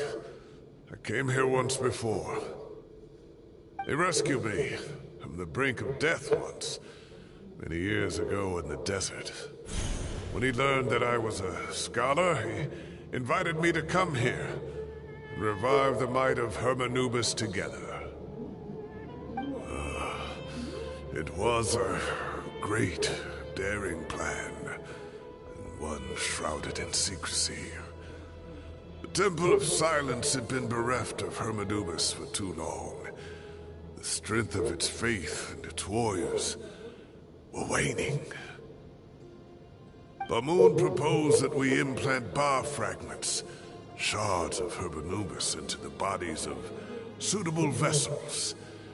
If the experiment was successful, the spirit of Hermanubis would then dwell within the vessel. Many believers volunteered themselves for the experiment. But we soon discovered that the bodies of grown adults could not withstand Hermanubis' power. In the end, Bamoon offered his own adoptive grandson. One other child was identified as a suitable vessel, and his parents agreed to release him into our custody in exchange for a small fortune. These two children were our only hope for hosting Hermanubis' power. For many years, the Temple of Silence had been in possession of 2 Ba fragments from Hermanubis. As remnants of his raw power, they were exceedingly rare treasures. The test subjects were sent into a room that had been prepared for the ceremony and instructed to approach the Ba fragments, whose power had been amplified. If, after some time, this power did not repel them, this would mean that they were suitable vessels. The original plan was for a 3-stage experiment: resonance, implantation, and recovery and observation. The resonance stage went quite smoothly for both candidates. As the 2nd stage began, I realized a decision had to be made. Should we implant the fragments one at a time? This would allow us to monitor the results after the first round and adjust our plan accordingly. Or alternatively, we could implant each fragment in a different vessel at the same time and compare their effects.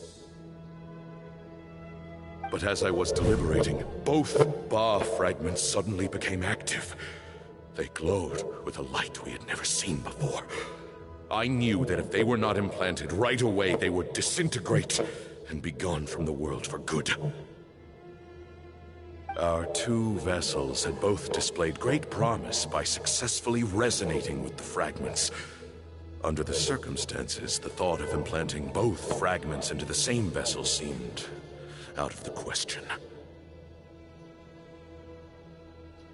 To preserve our faith and our power, we implanted each of them with a single fragment. Ultimately, I ended the experiment and left, taking one of the children with me. In recognition of your past contributions, I chose not to send someone to hunt down and kill you both. Your lives were spared, but I have paid a great price for your betrayal ever since. I have always wanted to see you, Sino. Losing you and your Ba fragment dealt us a devastating blow. We've been in decline ever since you left. I see. So that's how I gained my power. Look, In essence, I borrowed your bar fragment for a decade or so. And now you are seeking justice. If you want to take my life, then so be it. I'm an old man now anyway. But you cannot lift a finger against Sino. He is the General Mahamatra. Your actions would be seen as a declaration of war against the Academia. I'm sure you don't remember anymore, dear Sino, but you've met us all before. You were so young then, when we all gathered around and celebrated the revival of our Lord.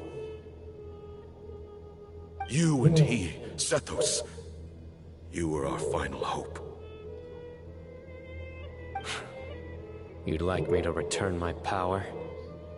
As a follower of Hermanubis, I have allowed this power to remain in the rainforest for far too long. Now, it is time to reclaim it. That power is not yours to reclaim. Sino was chosen by the gods. You cannot take what they have bestowed. You are wrong. Sino was chosen, but he was not the only one. My child, Sethos, has the same gift as he. So those are your terms for freeing the professor? Despise me all you want. My sins are my own.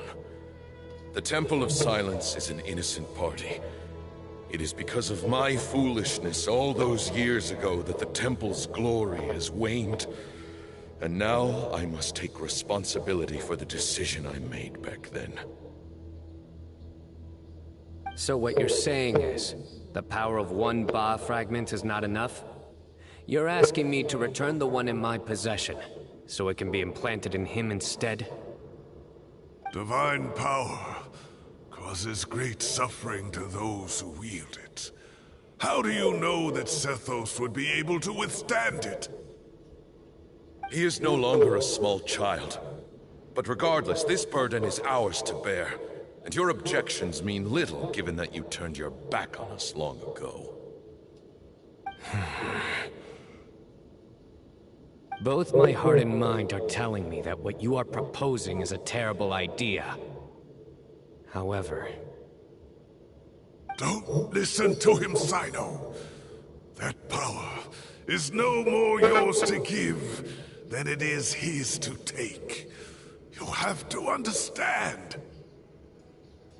I know. But if this is a question of your freedom versus a fragment of power, then there is nothing to debate. Sorry to interrupt, but in my view, there are a number of contentions here that still need addressing. Say that Sino refuses to return his power, and you also refuse to release Cyrus. Then, we are at an impasse. I find it hard to believe that you went to all this effort without planning for that possibility. You're trying to gauge where we stand while keeping your remaining cards close to your chest. Well, my stance is, put the rest of your cards on the table. Then we can have a discussion. Wait, those ears. So, we have a descendant of the Valukashuna in our midst. Splendid! Fate smiles upon us after all. Everything we have longed for, Hermanubis will provide. Perhaps this very day we...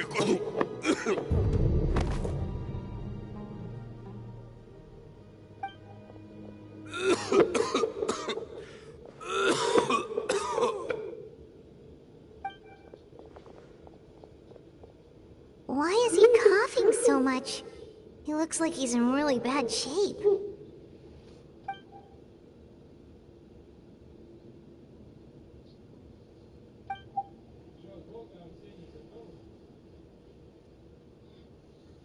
Moon, you... Take our leader back to his room. Sethos, you must... Grandfather, I know what you wish to say.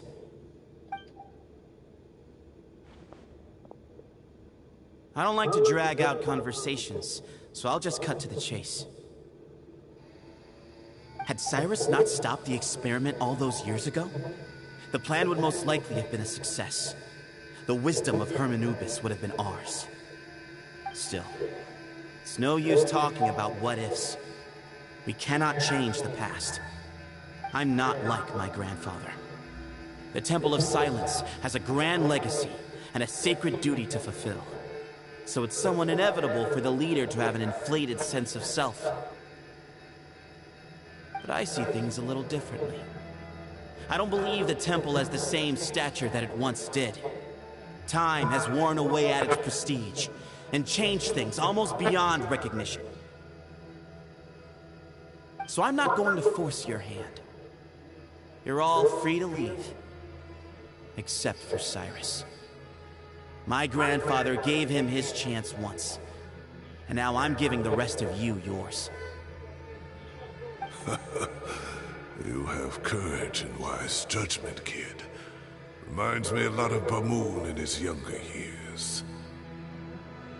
I truly wish that the temple would take an objective look at the academia of today. You've been to the city yourself. I'm sure you've seen that much has changed for the better. And things will only continue to improve. Why not consider cooperating with the academia once more? If you hadn't betrayed my grandfather, I might well be open to persuasion. But it's a bit too late for that now, Cyrus. Tainari made a good point earlier. He said there has to be more to your plan than this, and I agree. All you and Ba Moon are after is the Ba fragment. The professor will accept whatever fate you deem fit for him out of a sense of guilt. I am the one who has a choice to make. And that's how it was always going to be. Ultimately, you want to trade the Ba fragment for the professor, correct? I'm glad to see you're giving it some serious consideration. I won't forsake my professor, nor do I intend to run from a problem that I must face sooner or later. Give me one night to make my decision. That works. Then I'll be waiting to hear your verdict, Sino. Oh, my grandfather still has a fair few things he wants to say to Cyrus, so I'll be escorting him back now.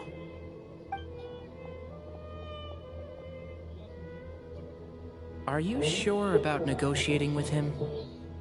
I need to think this through. Everyone, let's meet again later tonight. Until then, take some time for yourself.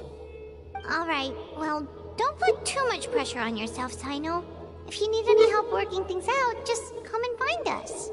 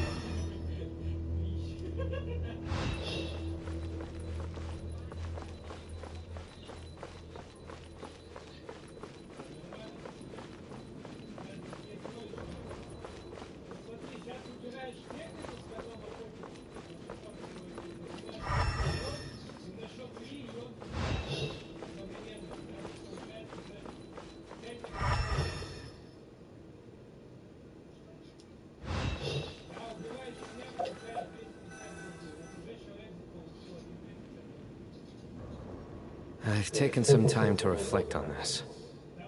If I had to guess, Professor Cyrus came to the desert knowing that he would almost certainly never return.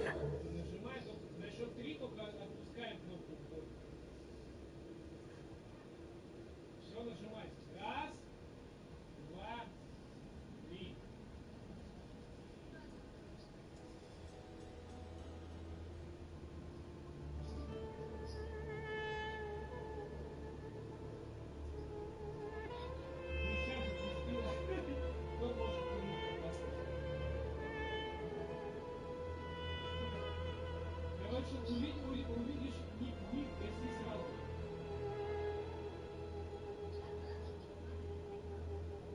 Вот меня только сейчас закинул. He's a stubborn man who tends to double down when he feels strongly about something. We won't get anywhere trying to convince him to escape. I agree. My master Nephis says the same thing. Once Cyrus makes up his mind about something, he won't listen to reason. So that's one thing. A few other things come to mind too. You've heard all you need to hear about the Temple of Silence. So on that, I don't have anything to add. My own memories of this place are hazy, though. Probably something to do with the overpowering presence of the Ba fragments. That might explain why I suffered from constant headaches and fevers as a child. I do remember having some fleeting moments of profound emotion when vague images would appear in my mind. But I don't recall much, only bits and pieces. I was still young then, and all I could understand was that there was a strong will inside my mind. Thinking back on it now, I suppose it was Anubis's way of trying to encourage me, even if we couldn't communicate. The power that came to inhabit my spirit was probably one of the cornerstones of their whole faith. So if the will and might of Anubis is a real, intangible thing, and they are its rightful worshippers, then... You're not gonna give in to their demands, are you? Surely there has to be another way. No. I have no intention of returning it. I need this power to protect Sumeru. But the temple has the right to make the final decision over its fate, since it belongs to one of the 7 pillars of King Deshret. So I will challenge them head-on, and win the right to wield this power for myself, fair and square. This reminds me of something Alhaitham mentioned to me just before we left. He said that the Temple of Silence was originally founded by the ruling elite of the day. Traditionally, such organizations are bound by a strict and ancient code of nobility. Kaveh has made similar observations about the desert tribes from his work trips there. He says many of them have their own internal rules. They talk about the importance of never dishonoring their tribal bonds, or the rules laid down by their ancestors. I think we could turn that to our advantage. Go back to them with a proposal of our own. Wow, and just like that, we've turned the tables on them. Looks like we have the same idea. Turn it back on them now while we still can, in terms that they cannot refuse. That's how we win this. Great. And I know just how to start the conversation. Let's go find Sethos. We'll tell him that I know a thing or two about medicine and would like to take a look at his grandfather's condition.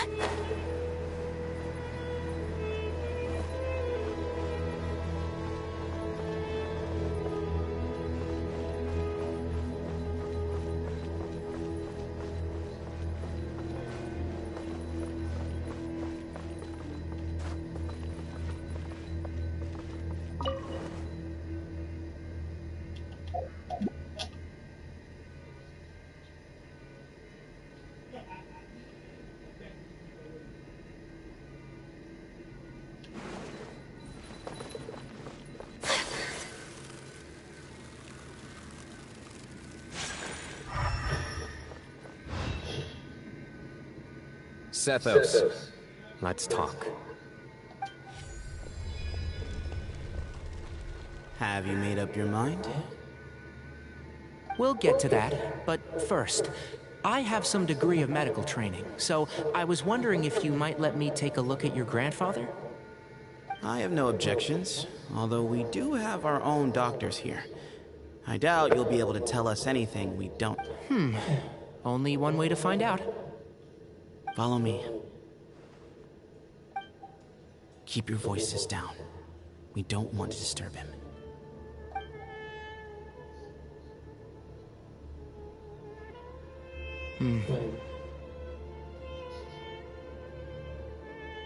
Let's talk outside.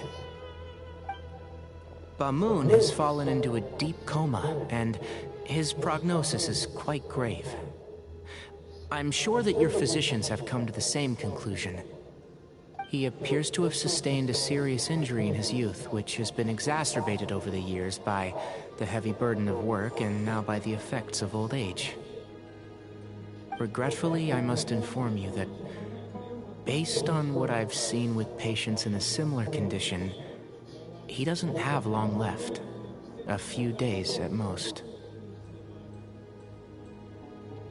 Yeah. I've known for a long time. You're his heir, aren't you? You clearly have a lot of respect for the man. But you also see things differently. You have a broader range of concerns and a more pragmatic approach. So tell me how we can end this on your terms. Let's find a way to bring all this to a resolution while Bamoon is still alive to see it. That's what really matters to you. I know it. Yeah, there's no time to waste here. You know that better than anyone. You know, the two of you are actually in a very similar predicament right now. Both of you have a very different perspective from the men who raised you. Right. And you didn't create this situation. They did, but somehow you've ended up having to make the tough decisions. You're right. We both look at this problem very differently than the people we inherited it from. I accept, Sino. This all began because of Hermanubis. So let's end it with the rite he himself created. Legend has it that when Hermanubis first arrived in Tuletula, he sparred with the city's residents. He and his two companions proved their mettle by fighting over several days, winning the support of many fine people. That group of supporters were some of the first members of the Temple of Silence, and the sparring matches were enshrined as one of our founding rites, the rite of duels. It's where it all began. Sounds very fitting. I'm in. As a fellow vessel of Hermanubis, your ties to the Temple of Silence run deep. So I will permit you to participate in this rite, along with your chosen companions. 3 against 3. Sounds good. However, I have some additional terms. As the challengers, you must win all 3 of your fights to win. And Sino, both of us must put our Ba fragment on the line. The winner takes them both. Letting Cyrus leave with one of the Ba fragments was a mistake, made by my grandfather out of pity. It is a long-standing issue that must be addressed for the Temple of Silence to move forward. I can make no concessions on that front. None needed. We're on the same page. If I win, the Temple of Silence must release Cyrus, and consider this past dispute resolved. If you win, I'll return my power to you. It's a deal. Then let's meet at the ceremonial hall tomorrow evening, 8 o'clock.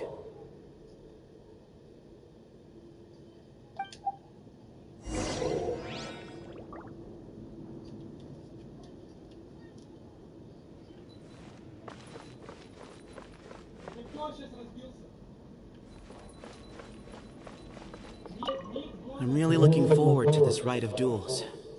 It'll be one for the ages. Not just for the sake of the Ba fragments, but for many other people as well. Grandfather.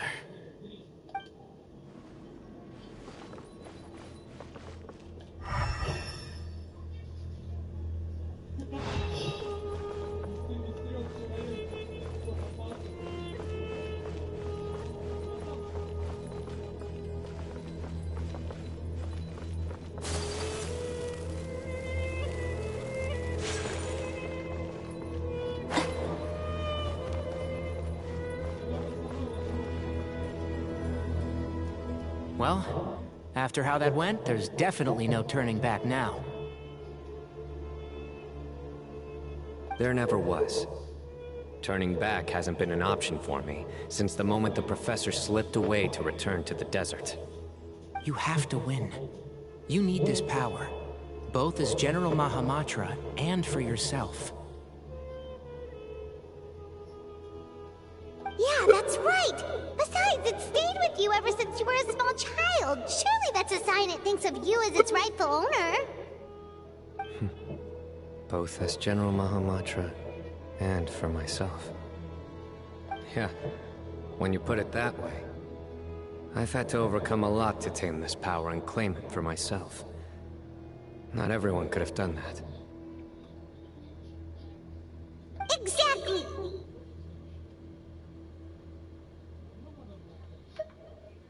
The Traveler and I will never lose. And neither shall I.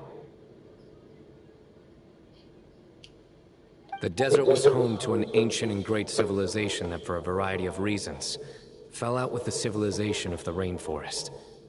It's just as Dia said. Prejudice has pushed people apart. But there must be personal factors at work here too. I can't shake the feeling that Bamoon cares for many more things than he lets on. And I don't think that Sethos is any kind of villain. He's just doing what he thinks is best. Tomorrow, everything will be resolved.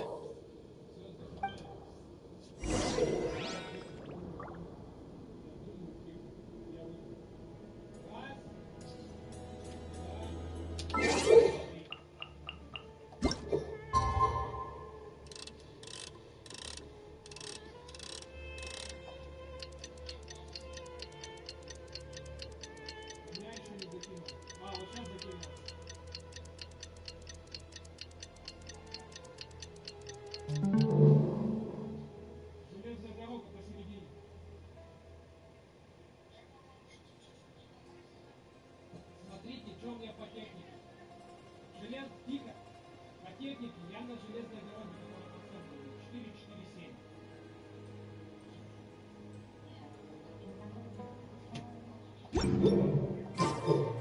A blade embraces its duty, as a jeweler cherishes their gems.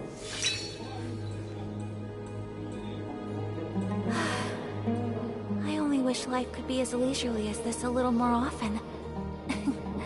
How greedy of me.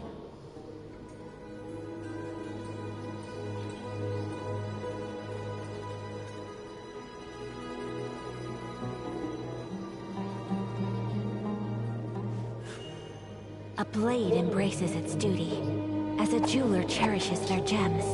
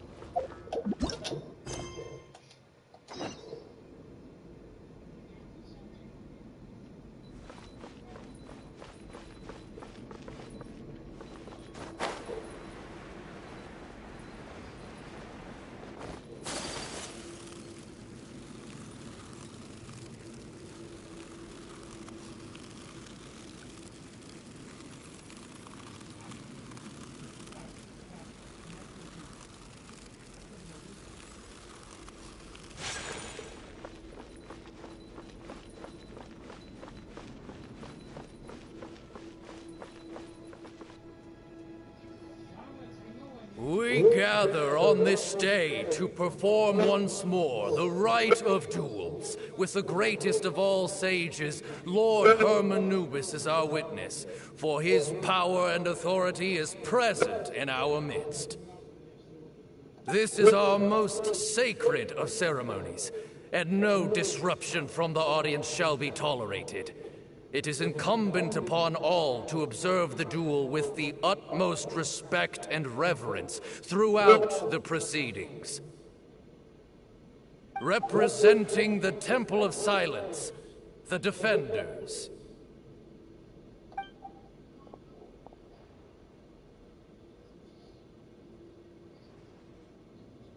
Grandfather, you're here. A rite of duels after all these years. I am surprised by your decisions, Zethos. I know what I'm doing, Grandfather. Just leave it to me. Representing the Academia, the Challengers. Ready. We will fight to have our voices heard. Warriors, take your positions and decide on the order of battle.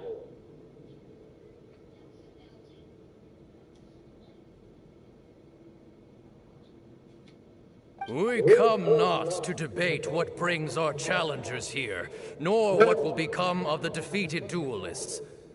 Duelists, the might of Hermanubis himself is at stake here. Now, fight. Fight until the rightful victor is proclaimed! Huh? Are you sure? I agree. She's very strong. Sending her out first will definitely intimidate the opposing side. Okay, then you're second. Sure. We have decided. So have we. Let's begin.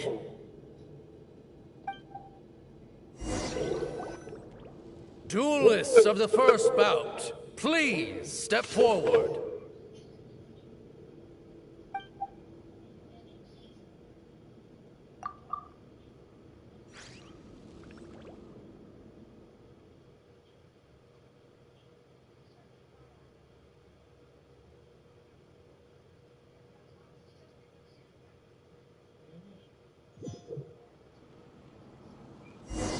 Don't forget, safety first! Hey, you there! You better play nice with her, or Paimon will make you regret it! Little bit too much chatter from the audience over there. Hey!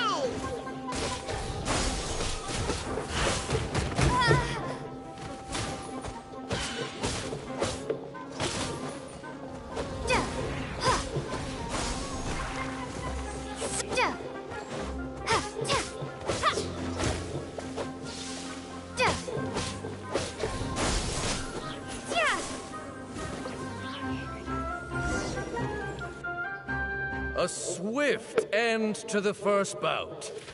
I now invite the duelists of the second bout to please step forward. When you're both ready, you may begin. Let's begin.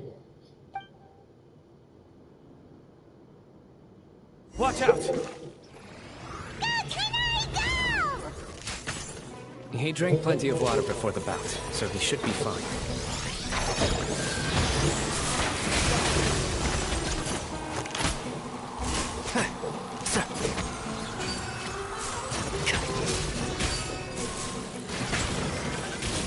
One with the force.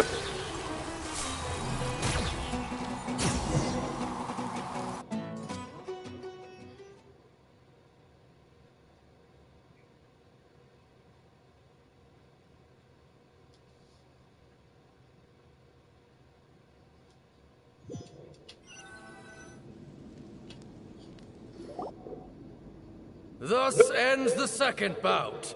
We will now move to the third bout. Duelists, please step forward.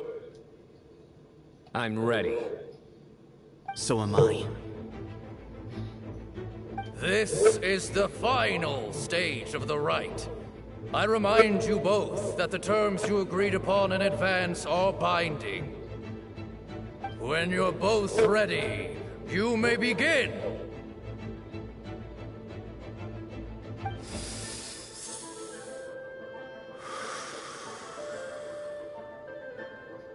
I am Sethos, vessel of Hermanubis, grandson of Bamun, the leader of the Temple of Silence.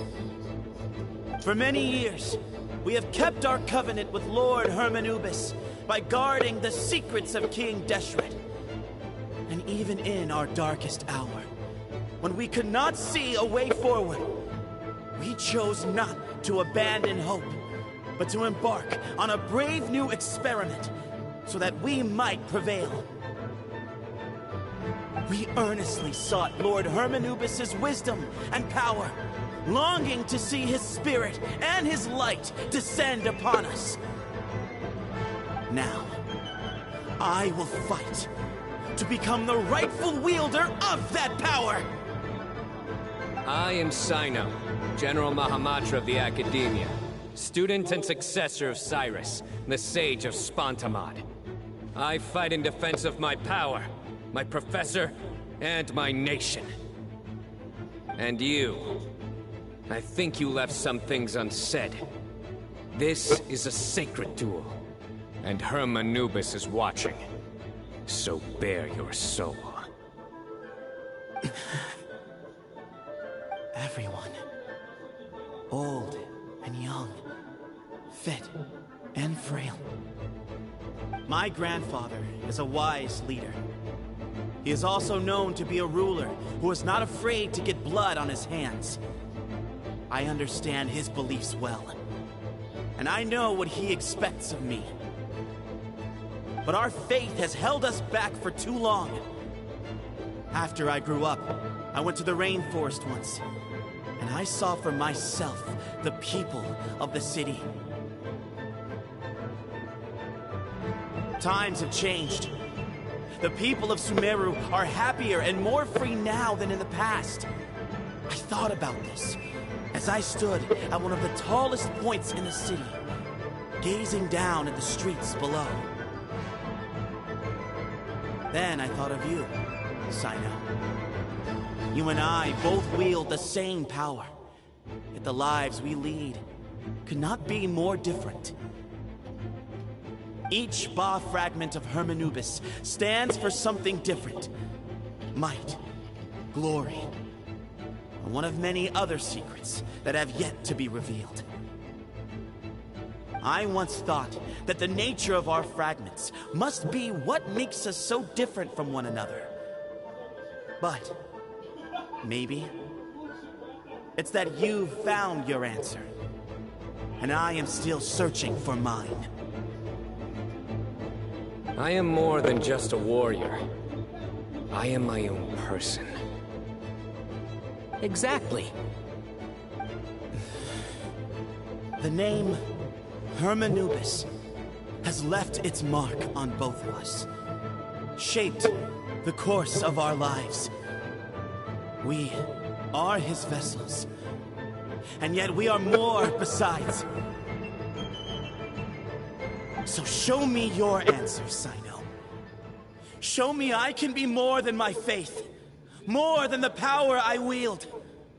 Show me the person I can become!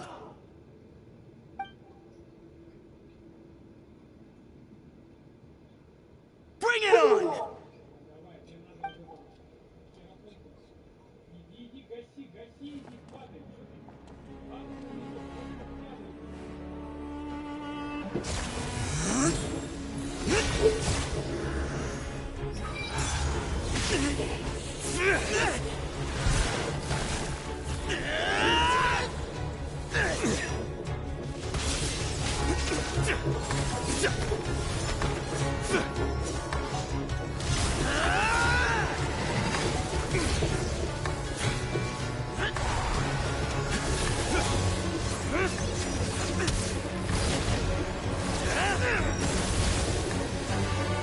That's all you've got? What happened to searching for your answer?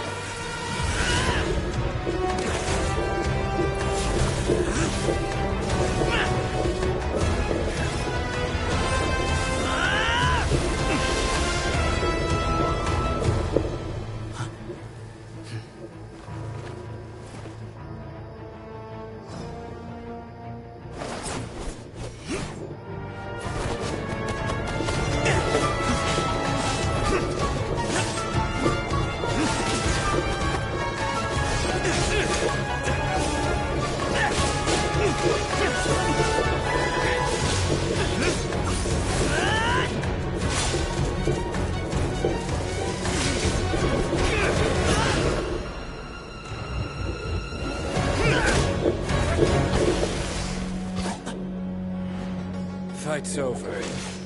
Do you yield? You won. Well then, looks like you found your answer.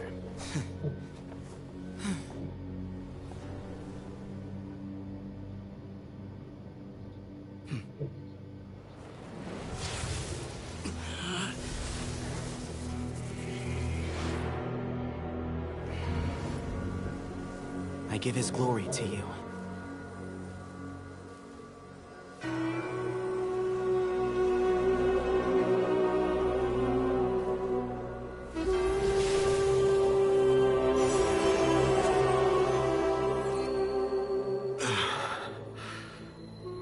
I've seen that light. That is the light of our Lord, the great Hermanubis, priest over all other priests. His spirit dwells within that lightning, and his will lives on. Once a warrior of Tynar, he emerged from the barren desert sands to serve the god king Al-Ahmar. After the death of the god king, Hermanubis gathered his followers and the Tynarian priests and led them to the city of Tula. There, they founded the Temple of Silence, and from that day forth, we became stewards of all knowledge that survived from King Deshret's civilization. Barely a century passed before war ravaged the desert. One by one, Eremite leaders took up arms against each other in battles that would devour what little remained of their civilization.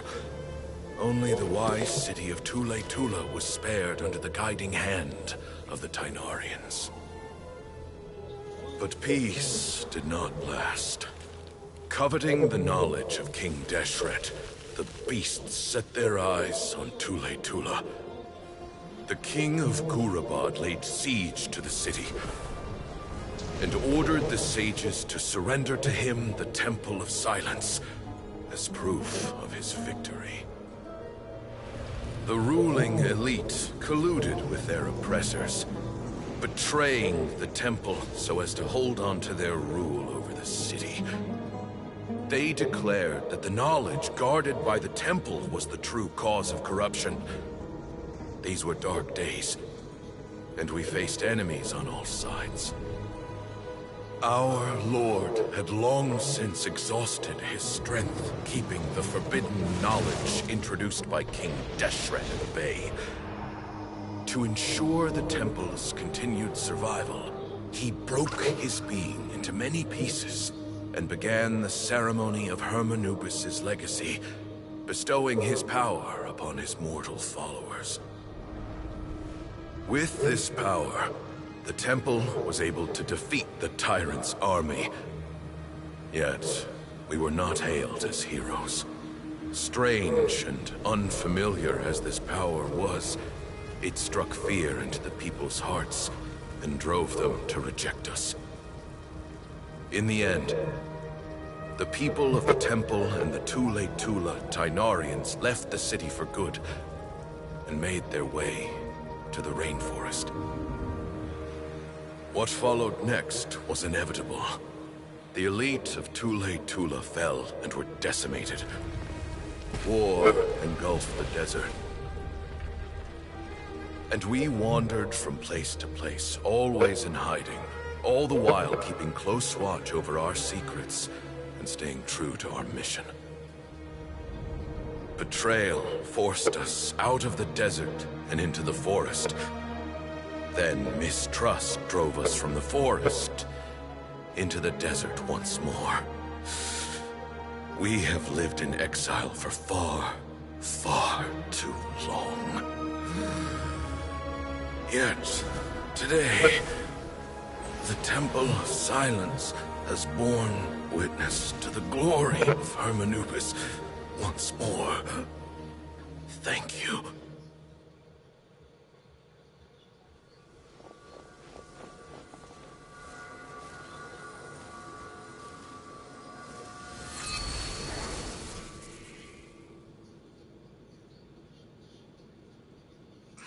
it? Do you feel okay?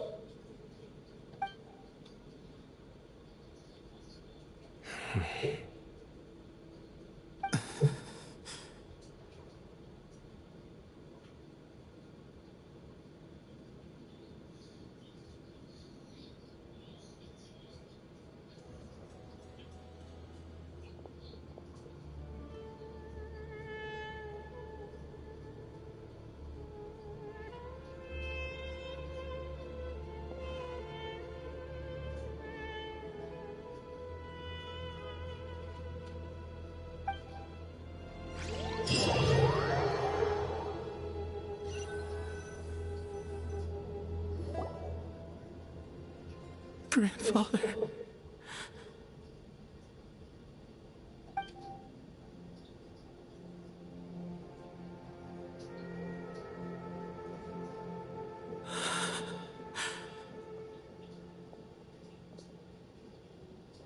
Hey, Sethos.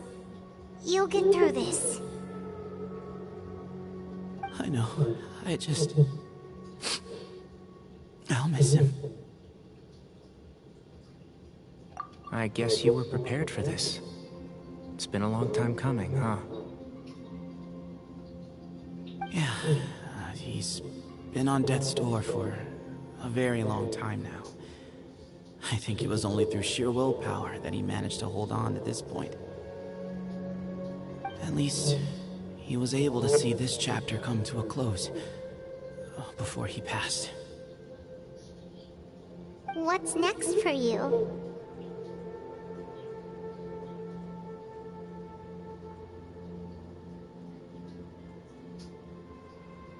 Per my grandfather's last wishes, the Temple of Silence should submit to whoever possesses the largest number of Hermanupis fragments. That entitles you to be our new leader, Sino.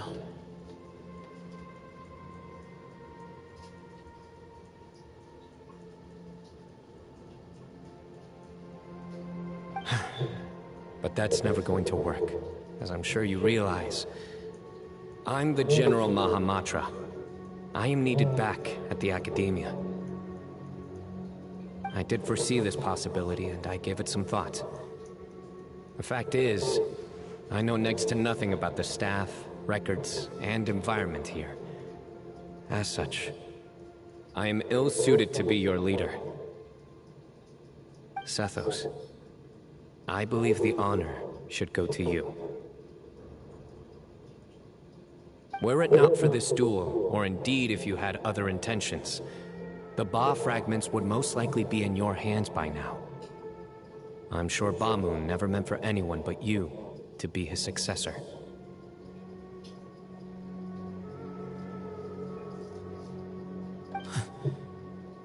You really think so? I do.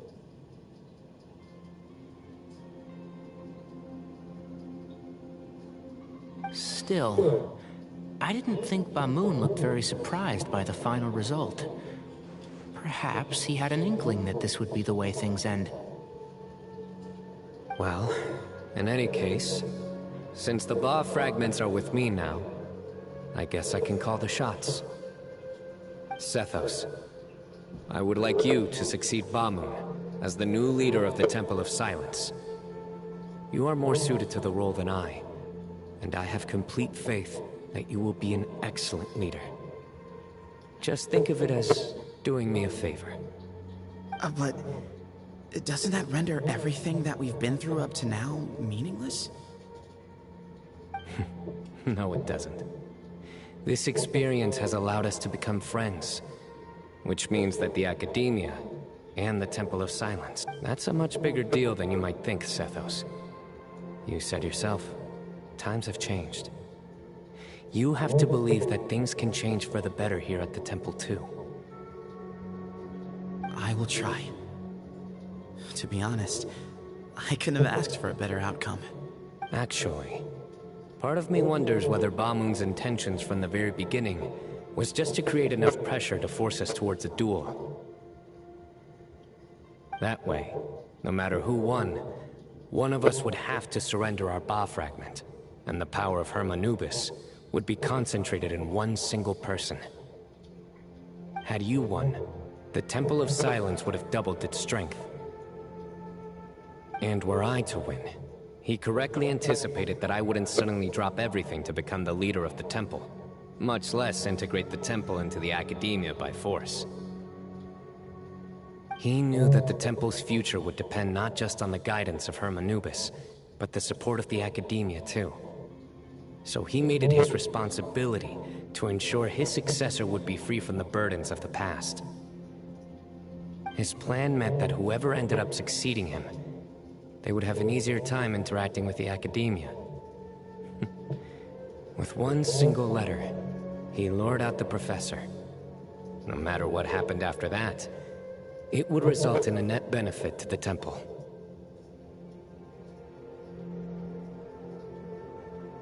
And here I thought the General Mahamatra wouldn't care for all these trivial details. You're absolutely right. Grandfather and I considered this from every angle. We had to find a way to mend our relationship with the academia. In that sense, the right of duels was just a means to an end. Thank you for everything, Sino. As a gesture of our gratitude, to those that you and Lesser Lord Kusanali deem worthy, I will grant the honor of access to the Temple of Silence for their pursuit of knowledge. The Temple of Silence has a wealth of information on King Deshret's civilization, more than any other organization in existence today. In times when you need information that only we can provide, we will be here to support you. But you must be exceedingly careful with your selection of candidates, lest you lead humanity to repeat the same mistakes. By the way, Tainari, my grandfather was so happy to see you. You are a descendant of the Veluka Shuna, and we are the heirs to the will of Hermanubis. The story goes that King Deshret chose the sage Hermanubis from among the Tainarians and appointed him as his familiar. He went on to fight many valiant battles with his Tainarian companions. They always stood by each other, from the founding of the Temple of Silence to the fall of Tuletula. The Tainarians who left Tuletula joined their human counterparts in the rainforest. A few centuries later, when some of the group returned to the desert, many of the Tainarians chose to stay and put down roots in the rainforest. In all likelihood, those were your ancestors. How fascinating. My father once mentioned that I was named after the Tainarians, but I never knew that my forebears had such a history with the Temple of Silence. I like this story. By the way, has anyone seen Cyrus? Yes, Cyrus. You'll probably find him in my grandfather's room. He wouldn't show it in front of me, but I think he still has many fond memories of my grandfather. If it's true that you and your grandfather really planned for everything to turn out this way, then I guess he didn't really resent Cyrus as much as he appeared to. Who knows? Perhaps all of us. You, me, and Cyrus. We're all just pawns in my grandfather's plan to set things straight. He was awful like that. Someone's got to make the decisions when history is at a crossroads. I will make a detailed report on all of this to Lesser Lord Kusanali, and arrange for an official delegation from the academia to come and meet you in the desert. I'm sure you'll have lots to attend to in the days ahead, but once things return to normal, please come and visit the rainforest again. You should stay for a few days this time, and start to build some relationships. If we're going to work together, both sides have to get to know one another better. I will. All right, well, bye for now, everyone. I'll be seeing you. See you soon. Come hang out with us anytime.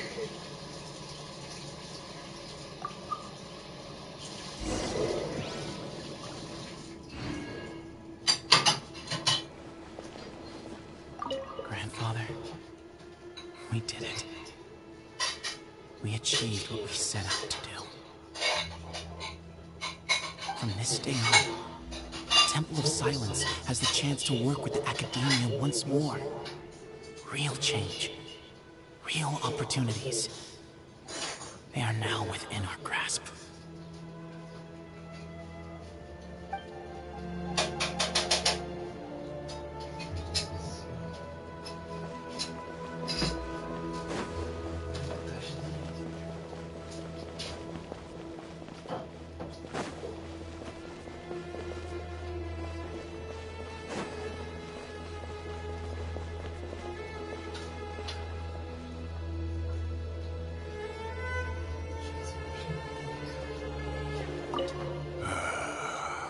People of the desert are stubborn folk, fiercely loyal to their heritage. Even if it means suffering years of hardship and pain. You said this yourself. But why did you feel the need to go this far? Never were the fearsome leader you made yourself out to be, Bamu.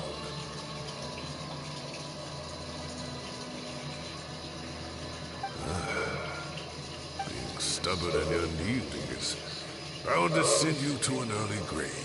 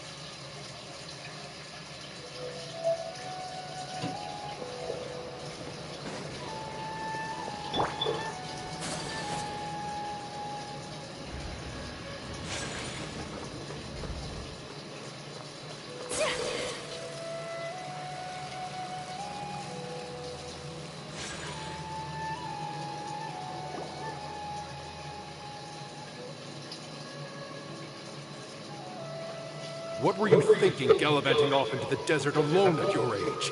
What if you take the bucket, You told not a soul what you were up to, designated nobody to handle your affairs, and left everyone scrambling frantically to try and figure out how on earth to clean up the colossal mess you'd made. Oh, please, will you stop your yelling? What other choice did I have? What do you mean, what other choice? Do you mean to tell me that after all your years of learning, and sagehood no less, the only idea you could conjure up in that white-haired walnut of yours was to shoot off into the unknown like some hot-headed 20-year-old adventurer? A one-man suicide mission, That's the best idea that one of the finest minds of a generation could come up with, is it? It astounds me that you survived the journey, and you're lucky that Ba Moon didn't finish you off when you arrived. All right, all right. Honestly, the way you're going off on me, it's like you wish you'd been there to lend him a hand. Does it mean nothing to you that I'm your colleague and former classmate? I've got nothing more to say. What's the point of berating an old bag of bones? What do you mean, bag of bones? I'm a flesh and blood hero who, despite his old age, saved our General Mahamatra from being stripped of his powers. Okay, look. Fine, I admit it, I was in the wrong. How can I make it up to you? What about, a month's work at the Academia? 1 month? Try 3. Inari's master is really laying into Cyrus. Let's give them a wide berth. Professor brought this on himself. Don't pay any attention to him. Wow, I haven't seen Master get this riled up in a long time. The last time he chewed someone out like this must have been back when I was still a student. I think I'll go around and update everyone. Tell them the situation's resolved. Want to come with me? We can go for dinner afterwards. My treat. You in? Makes sense. I'm in. Paimon's coming too! Let's go!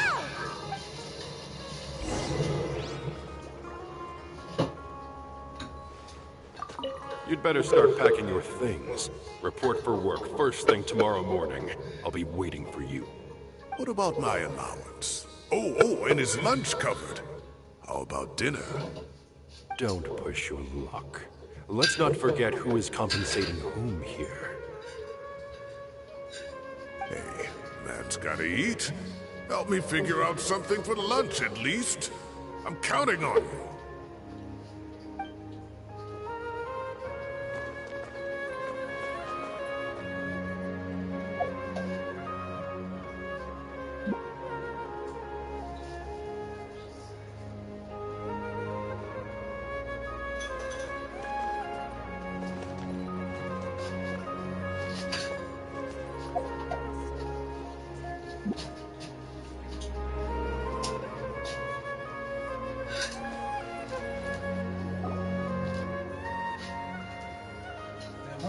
Hey, Kale. 11 часов, я же завтра на работу. You're back!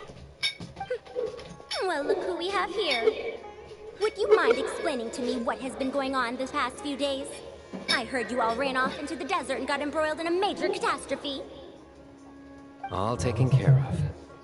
That does not answer my question. How could you be so careless? That goes for you as well. Yes, and you too. When you run into problems, you really ought to ask for help, you know? I've been around the block. Don't you think it would have made sense to involve me? And let's not forget, I know the desert like the back of my hand. Now would not be a good time to attempt to argue with Farazan. You're right. Mm-hmm. It's not the first time that I've had to talk to you about this sort of thing either. You need to learn that there are times when the right thing to do is get a more experienced member of staff involved. Do I make myself clear? Because if you don't, Kale, please do something. He's giving me the signal. All right, guess it's time to play my ace in the hole. Say, Madam Farazan, I can see you're pretty upset, but, I was just wondering, remember that time you offered to give me a tour of the academia? Does that offer still stand? Huh? Wait, did I hear that right? Kale, you remember? Wonderful. Well, of course the offer still stands. Come on. Madam Farazan will show you around the old classrooms.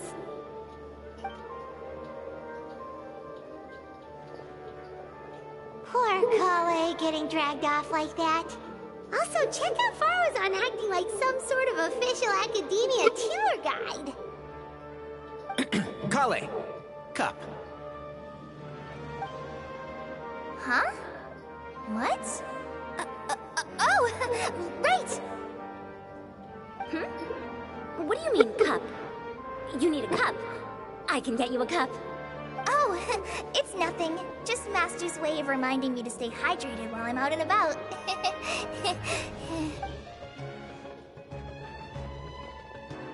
It's code for let's reconvene at the cafe. Tainari and I used it while we were in school, and it's become something of a family tradition now.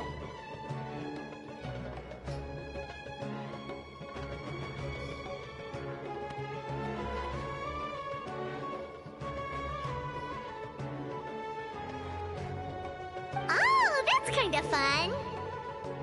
Mm-hmm. 2 people left. Let's bring them along, too.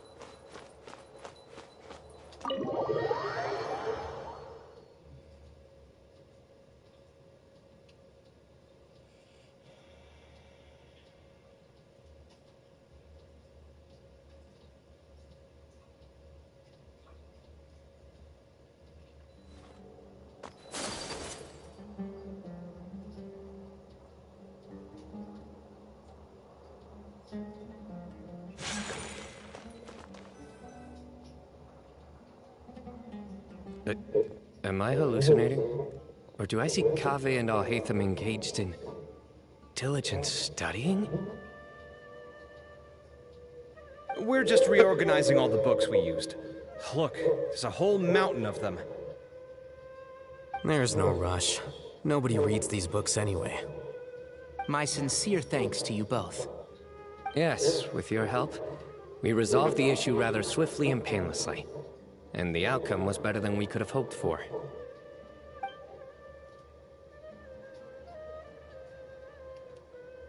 I see. The Temple of Silence resorted to rather unique means of self-preservation. It explains how they managed to remain hidden for so many years. And it sounds like they managed to preserve a whole load of ancient documents as well. I'd love to go check those out if I ever had the chance. That day will come. The Temple of Silence is a hugely important organization, and we'll be sure to maintain good relations with them in the future. Now, as a token of my appreciation, I'd like to treat everyone to coffee. Sounds good. Yeah, sounds great. Although after the last few days, I don't know if I can handle another coffee. But I can just order something else. Sure. Let's go.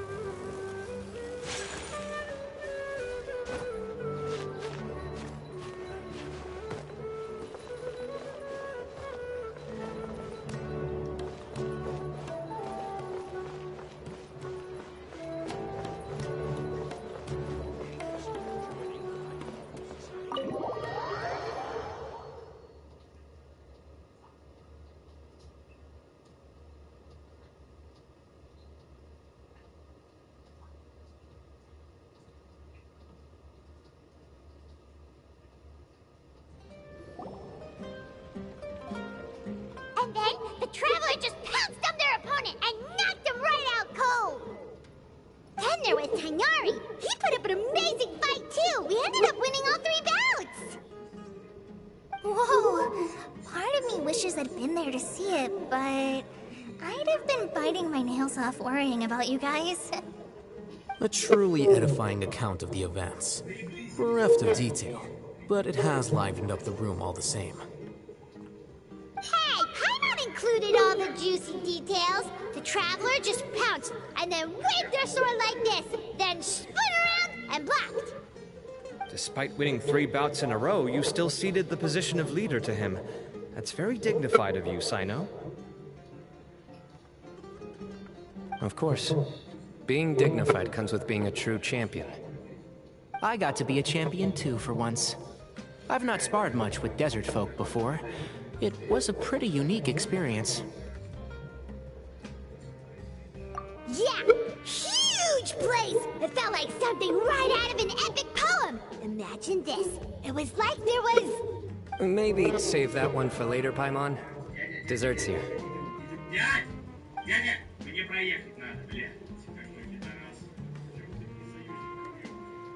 I think that'll do me for today. Shall we stop off at the House of Dana again before heading home? We should probably finish putting all those books back. My thoughts exactly. See you around. I should get going as well. See you all later. Make sure you get some good rest tonight.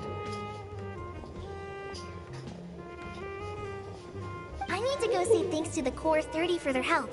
Also, Sir Nephis says he wanted to introduce me to some of the Academia's work processes. So, I got a dash too. Kali's come a long way. She's much more confident at dealing with other people these days. Everyone's a work in progress. You never stop learning. Yeah, true.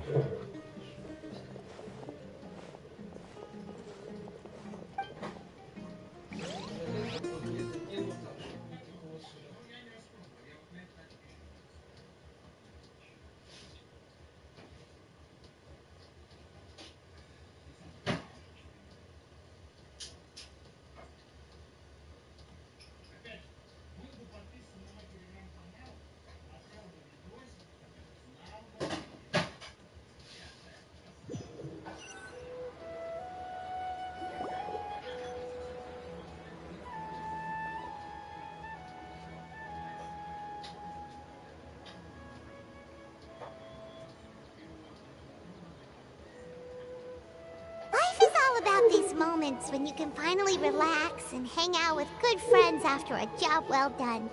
And also, those desserts Sino got, they were really good. Paimon definitely needs more of those in the future.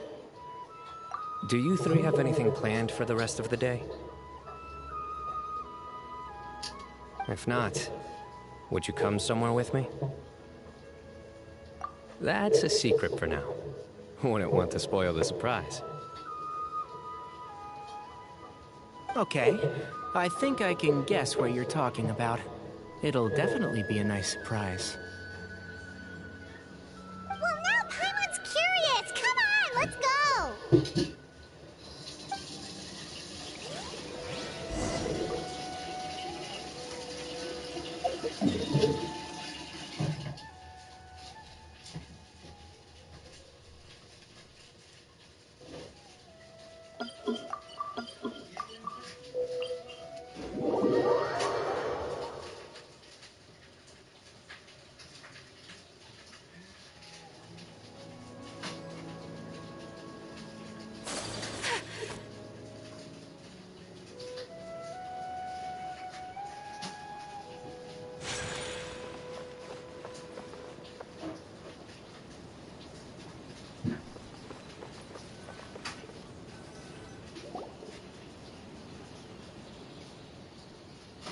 Been a while since I last made my way up here.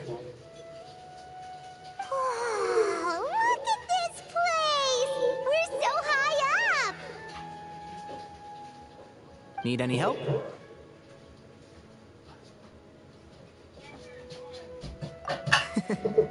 As you wish. It's a nice spot, isn't it? What a great view! We're so high up, we can see for miles! Traveler. Turn around.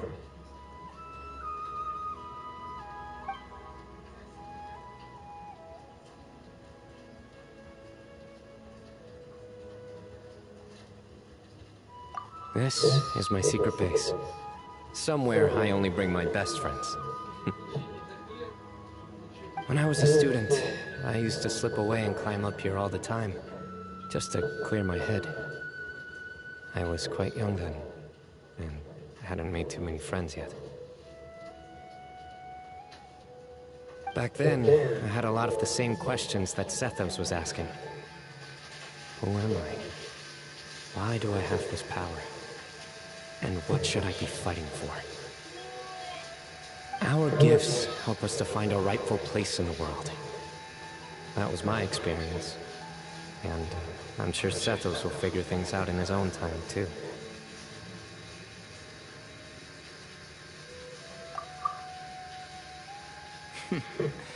You two really are like brothers. I feel the same way.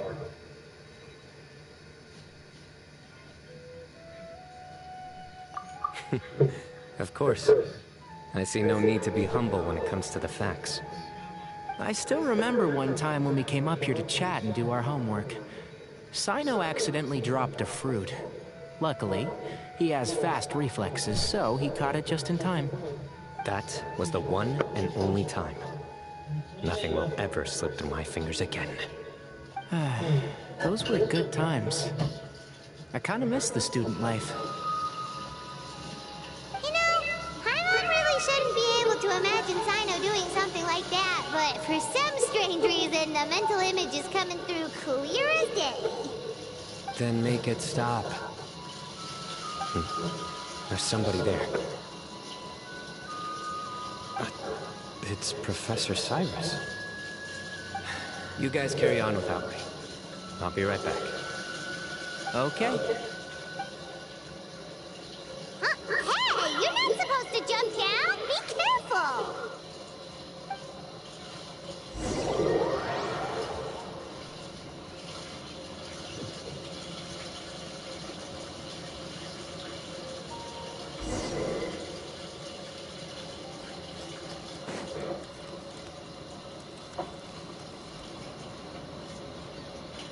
Oh my days. I can't believe how stupid I look in this one. Professor, what are you muttering to yourself about? Sino. Just the man I'm looking for. Guess what I found in some old notebooks? Some old photos? Can you believe it? This notebook was just sitting in a pile of odds and ends in the sage's office. I must have forgotten to take it with me, and no one's touched it since. It was still right there. I was at the Academia earlier to discuss my workload with Nephis.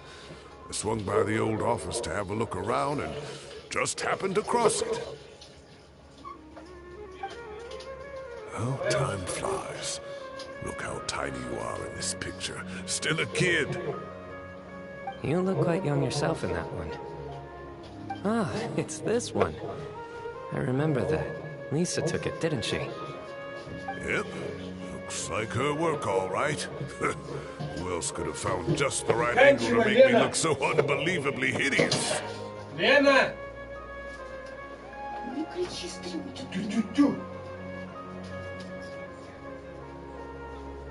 And this one. Looks like we're both dozing off. Oh, cheeky girl. Taking secret photos of us without our knowledge. Is there something you'd like to say to me, Professor? Like what? Like, these are good photos, aren't they? Hey, at moments like this, I hardly know where to begin. I can't pretend I'm a good person. But Moon had every reason to despise me. And well, so do you if you feel the same way. Don't be ridiculous, you old codger. Is that not what you wanted me to say? Oh, I've dreamt of that place many times after leaving the desert. Sometimes I've dreamed that I was doing research with them again. And other times, I dream of the day they saved my life. Oh, it was one of the happiest times of my life. We all learned so much from one another. You've matured so much over the years, I know.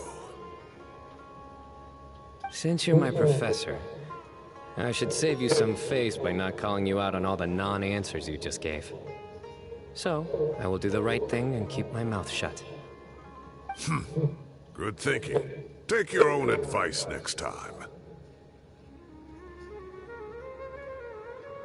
Seriously, why bully an old man like me? I thought heroes were supposed to be gracious. Hey, wait, how did I not notice this one earlier? Lisa strikes again. Just how many did she take? Look how cute you were when you were little. I remember how well-mannered you were back then, too. Yeah, and look how serious and professional you used to be. Oh, I can't compete with you anymore. First you get better than me at the deadpan jokes, and now you're besting me at those little quips, too. Don't say that. I still have a lot of respect for you. Huh, that's more like it. Hey, what would you say to meeting up with Lisa again sometime? I'd like that. Let's find a time and pay her a visit in Mondstadt. All right, I'll add it to my schedule. Let's go next week. Wait, no. Next week is the tomato growing competition. I have got to beat Zaha Hadi. Or you could find a real hobby, Professor.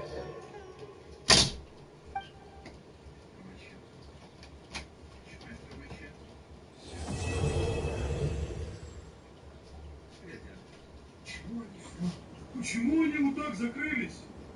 Что это такое?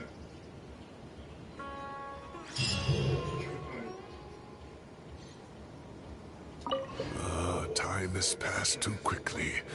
The children have all grown up. But it turns out grown-up kids are no use. When Nephis comes after me, Sino still can't do anything to protect me. Oh, that boy. Great view today. This atmosphere calls for a joke out of left field, to catch the listener unawares.